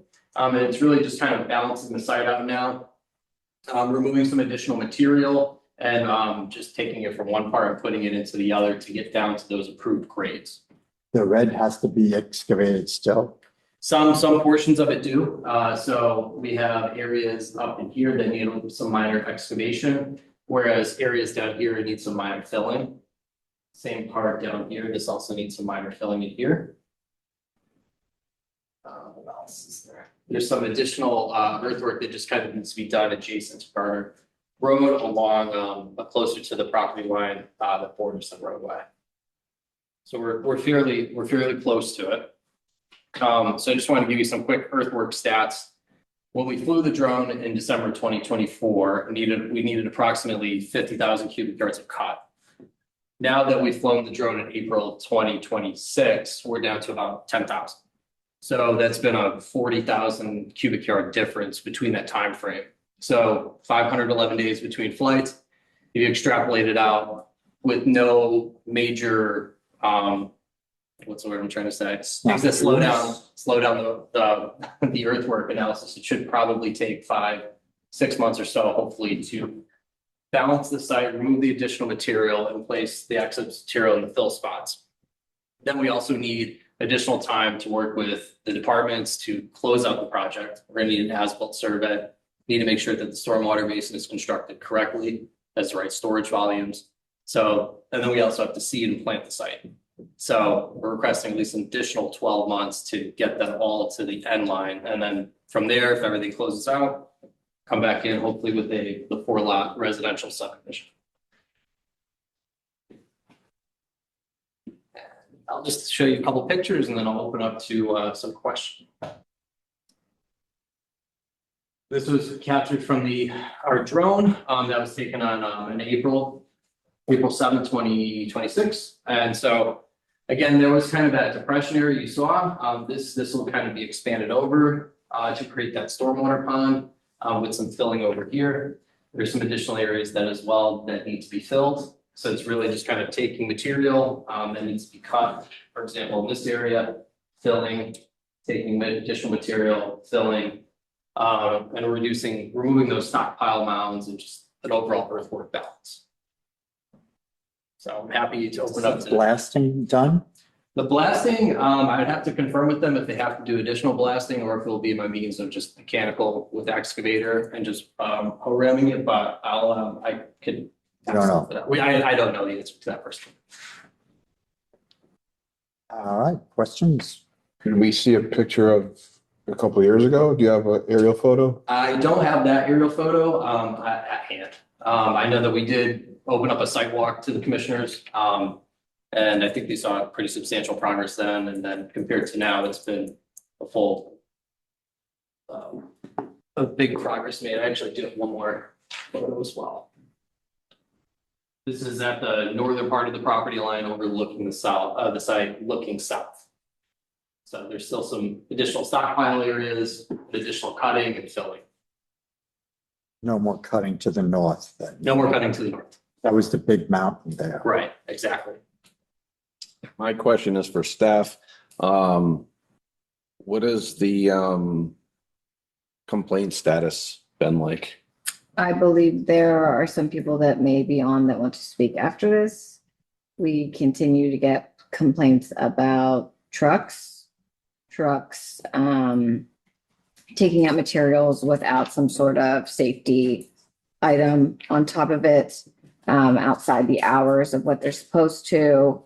They blasted without complying with the blasting regulations. They didn't do proper notifications. It was only one day. So unfortunately, by the time we were told about it, they didn't have to blast a second day. I also think they went on people's properties without notifying them that they were going on their properties. So someone had just seen some random person like putting a box or something on their property, you know, to go through.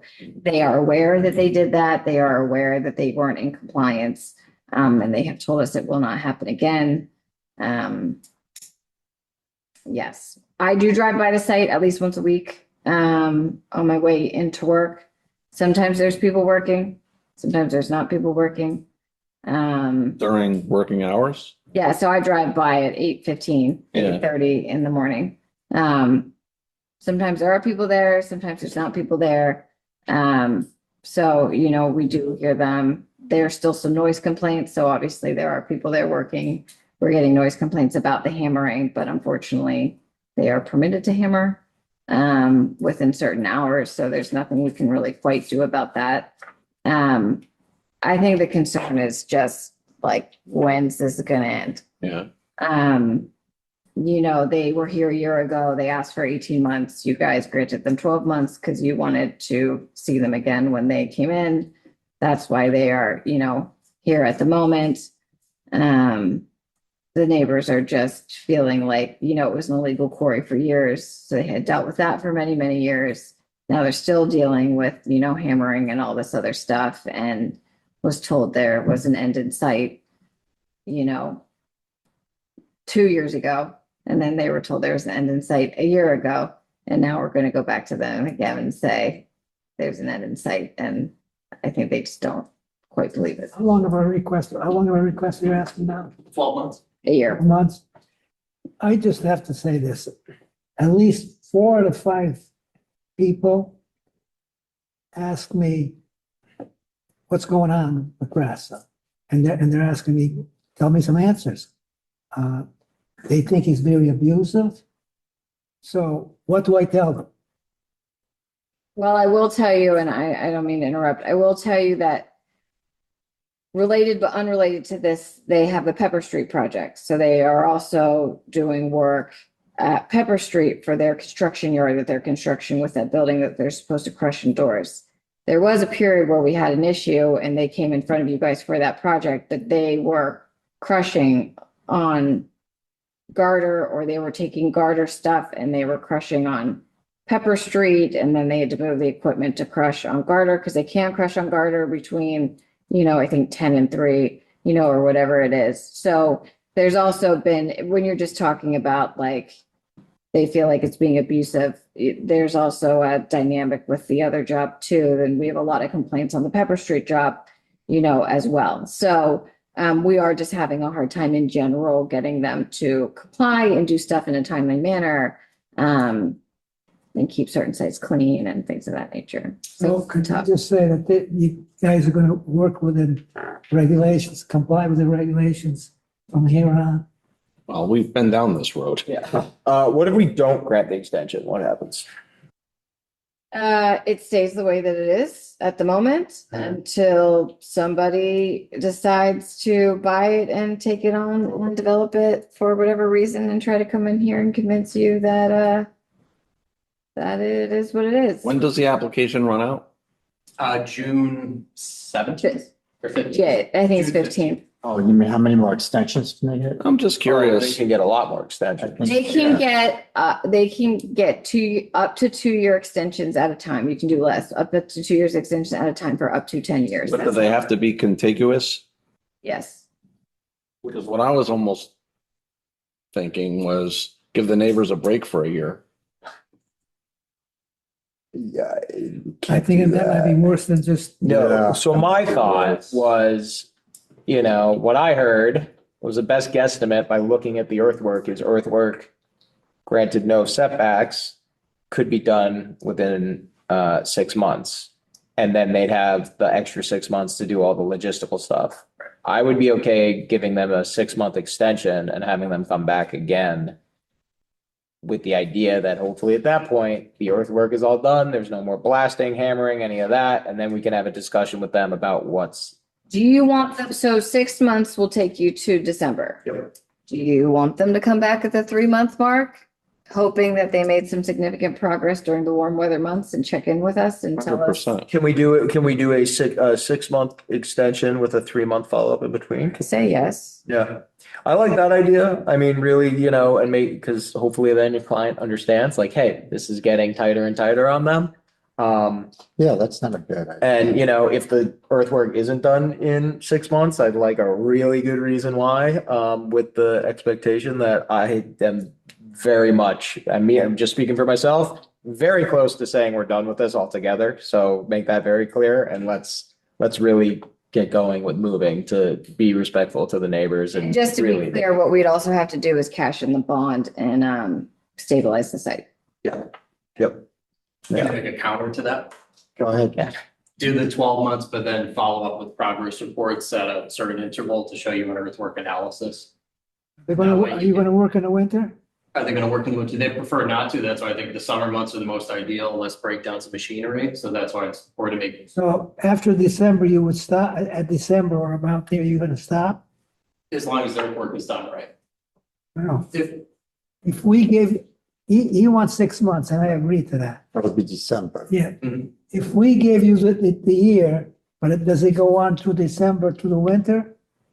they have worked in the winter, yes, but at a slower pace because of the winter conditions.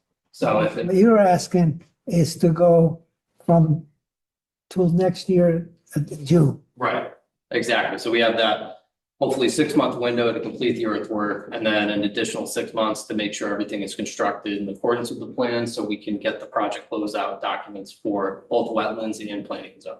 If that would happen, we would want to review it, you in 6 months.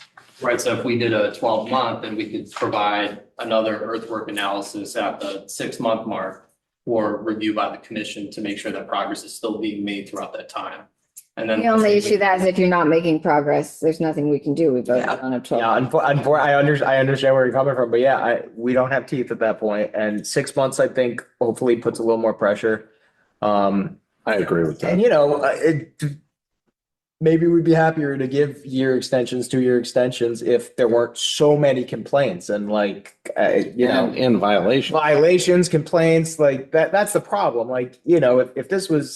If the neighbors were just complaining that they were hearing hammers during regular working hours, I'd be like, well, okay, that's going to happen. But, trespassing on property, working outside the hours, trucks moving earth between two different properties. There's not a lot of good faith happening here, and Oh, and also, it's I'm not working. hard to do at this point. You And really brought it up on yourself. I certainly don't blame you. But they're doing this to themselves at this point. Like, come on. So Well, you know for what? me, it's 6 months. And For me, and this is- hard. Like, hey, let's get this done in 6 months, guys. For me, this seems like it's never going to end. So for me, it's a no for me. I mean, so at some point we got to put our foot down. So I'm just one vote, but Yeah. No. I mean, that's important. And again, That's the 6 months also. 6 months or an absolute no right now. What are you thinking? An absolute no, let them sell it. That's kicking the can down the road. I think 6 months is. Another company might do a better job. All you want to do is rein them in to do their work. At least I have something to answer some people that they're going to.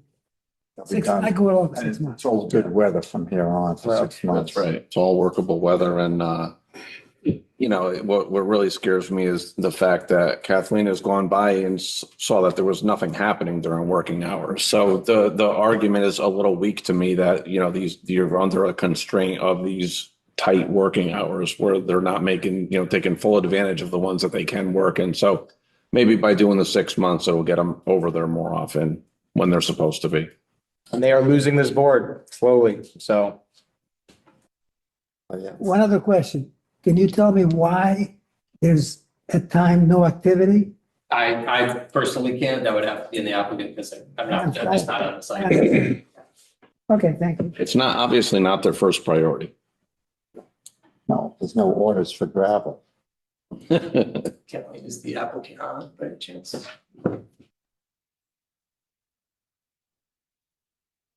I don't think so. I mean, some people's names aren't like truly their names, but All right, then, I have some neighbors that want to talk. yes. Yeah. Are you willing to hear? Yeah, I would like to hear from them.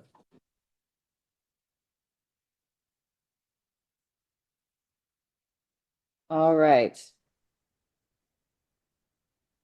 So I allowed one person who had their hand up to talk. You have to unmute yourself and we are ready to listen. who are you listening to? Which unmute?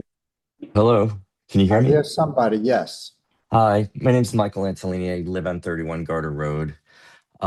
So I was there in the room that you're in 3 years ago when the permit for rock removal was denied for this property because it was for a proposed industrial building at the time.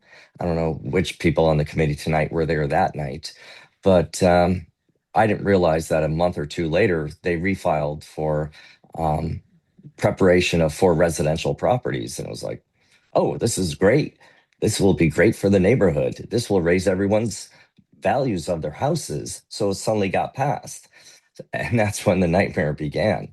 I mean, that was 3 years ago, 2 years ago. I mean, last year you extended this another year. Somebody on the committee, I listened on, I raised my hand. Nobody noticed it at the time. Somebody went on and said, well, what if they ask for another extension in a year from now? That's happening tonight. And I just don't understand. Like, does anybody on this committee really think that Grasso's intent is to prepare this property for 4 residential homes? This is a quarry. There's nothing about this that's not a quarry. It's a stone processing plant. Look at the photograph. That's a rock crusher. Those are conveyor belts. There's trucks that are going up and down the street from here to Pepper, from Pepper to here, just back and forth, full of gravel, empty gravel, full of gravel, empty gravel. They're just making trips. This is a satellite processing plant for Pepper Street. And it's just, that is what this is about. There's a lot of money in gravel. You know that. I remember somebody at the meeting when it passed or didn't pass, make sure there's not a scale here. Well, why would they put a scale? Grasso hasn't complied. I mean, we're talking about somebody who doesn't comply with anything, has violations, and the past history on their construction project to complete Pepper Street. We all saw that go on for 3.5 years. And this is never going to end, like somebody said over there. Allowing them to have 6 more months, why are we just keeping extending the torture? I mean, this is a residential area. It's a scenic road. You guys put up a sign that says it's a scenic road. This is, you guys are doing this There's properties, there's homes across the street, almost across the street from this, who have to go through this. Luckily, I'm not one of them. I'm still on the road. I'm still affected by it. I hear the hammering. Oh, hammering during work hours. Oh, it's not so bad. Yeah, for years it is pretty bad. Try living next to it. Try living next to it. How can you allow this? How did you allow this? I mean, this is shameful. And you're all thinking about giving them more time. What Kathleen, thank you for explaining it so well. But it's you got to be around here to know it and thinking, oh, wouldn't it be great? It's not great. It's not great at all. Blasting, rock hammering, crushing, conveyors, hauling with dump trucks, all of it going on. It's a quarry down the street. It's not a preparation for a property. Never happen. It'll never happen. Okay, well, thank you for your comments. Well, it wasn't as long as Dave's, but Sorry. nothing. All right, if anybody else would like to speak, please raise your hand. I don't see anybody else.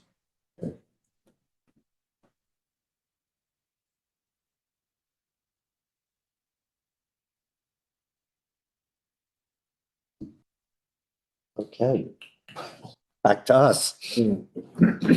So, if you were to request a check-in at 3 months, they would come to the September 17th meeting.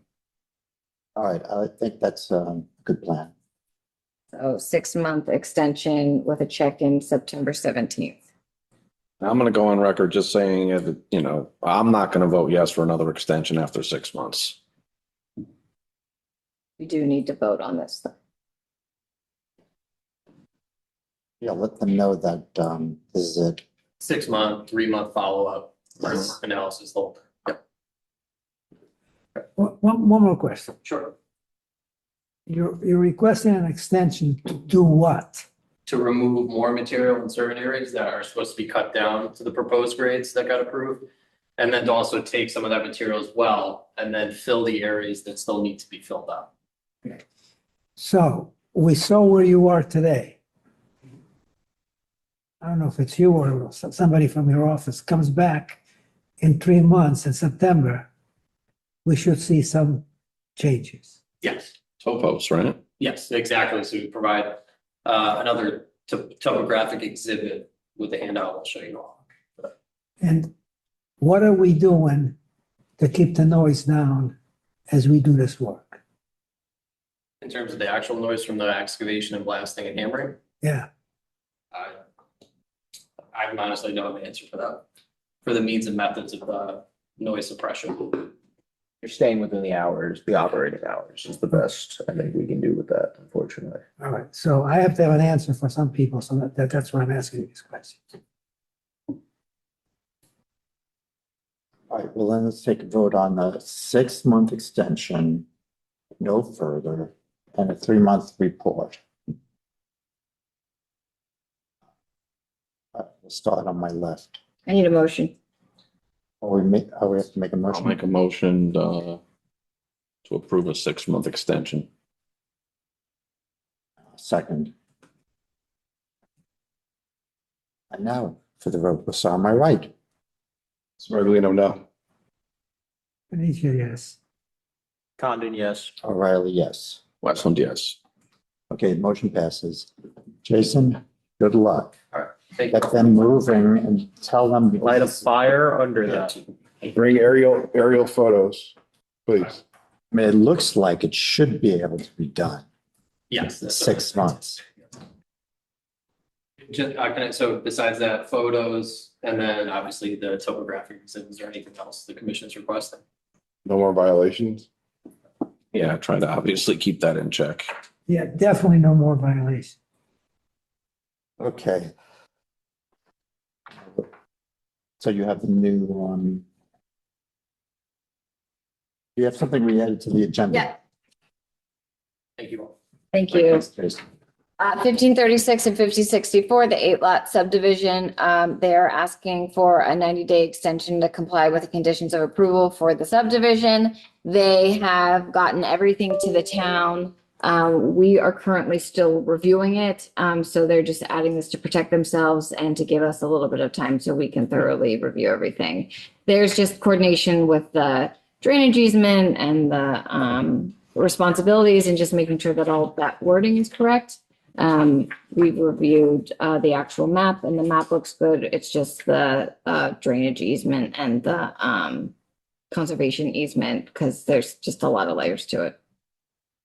So they are requesting an extension and staff recommends that we do it to give town more time to review. Any discussion? All right, then Chair, I'll entertain a motion. I'll make a motion to grant the extension to record subdivision map for the property located at 1536 and 1564 Monroe Turnpike. Second.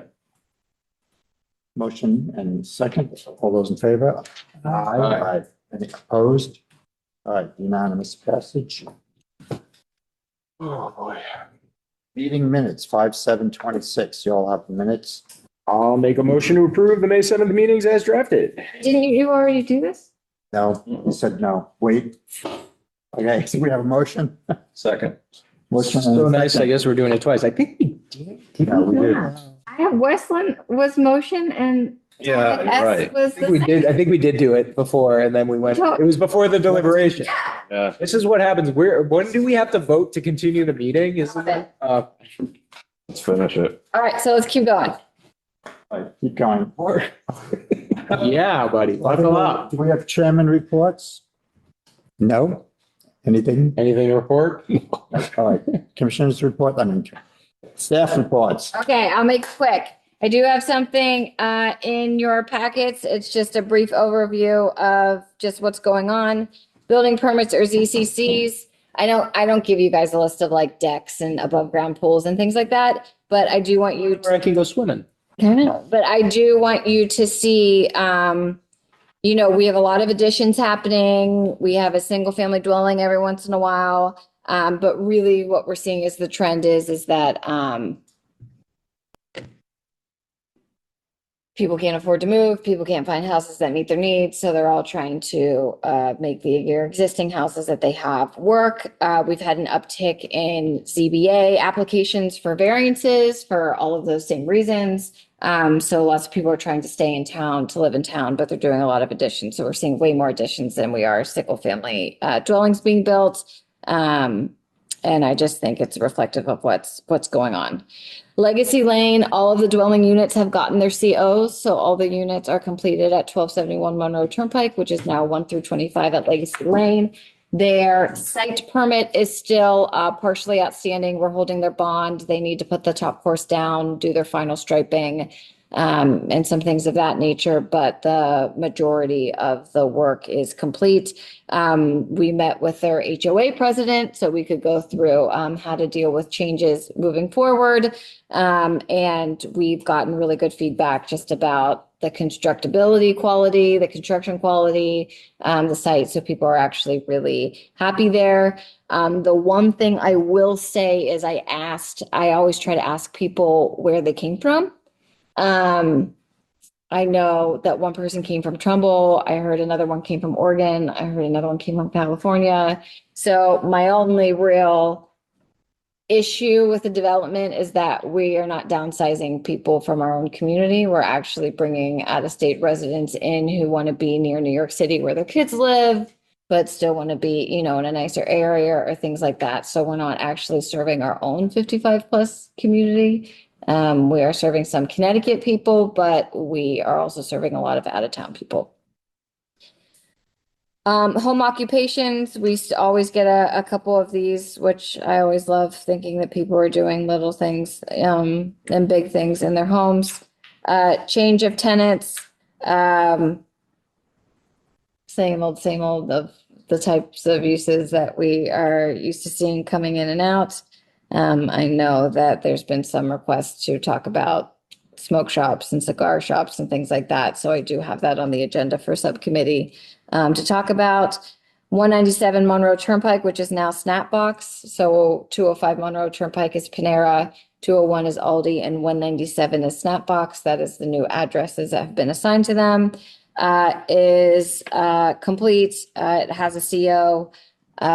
It still has a little bit of site work to do. They need to move one of the ADA spaces and they're going to power wash and restripe everything, but they have everything striped now so that they can open up.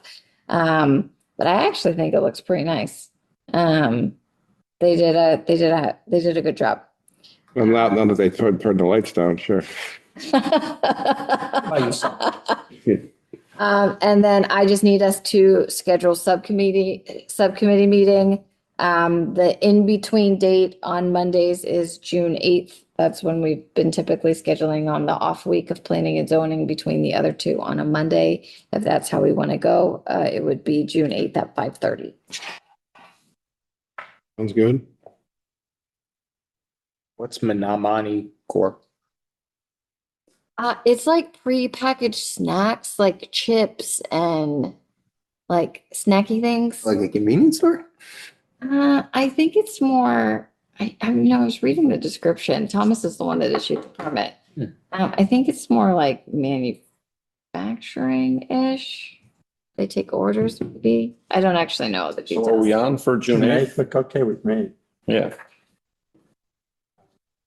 June 8th. June 8th, yep. Guys, whoever. All right, good. You guys did, I did submit the text amendments that were required per Public Act 25-1. So that will be on for June 18th that I submitted after we had completed the agenda. So that's why it's not on your agenda packets. So that has been the big push the last couple months. So now that that is done, I'm going to do the traffic and conservation parking management districts. And then I need to focus on the affordable housing plan. But we can also pick a couple of high priority tech stuff to do. So I know we made that high priority list, but if anything is big, and I know you've already given your opinions, we will focus on that. Okay, that's it. Okay, Chair, I'll entertain a motion to adjourn. Motion to adjourn. Motion to adjourn and Second. all those in favor, aye. Adjourned at 10:33.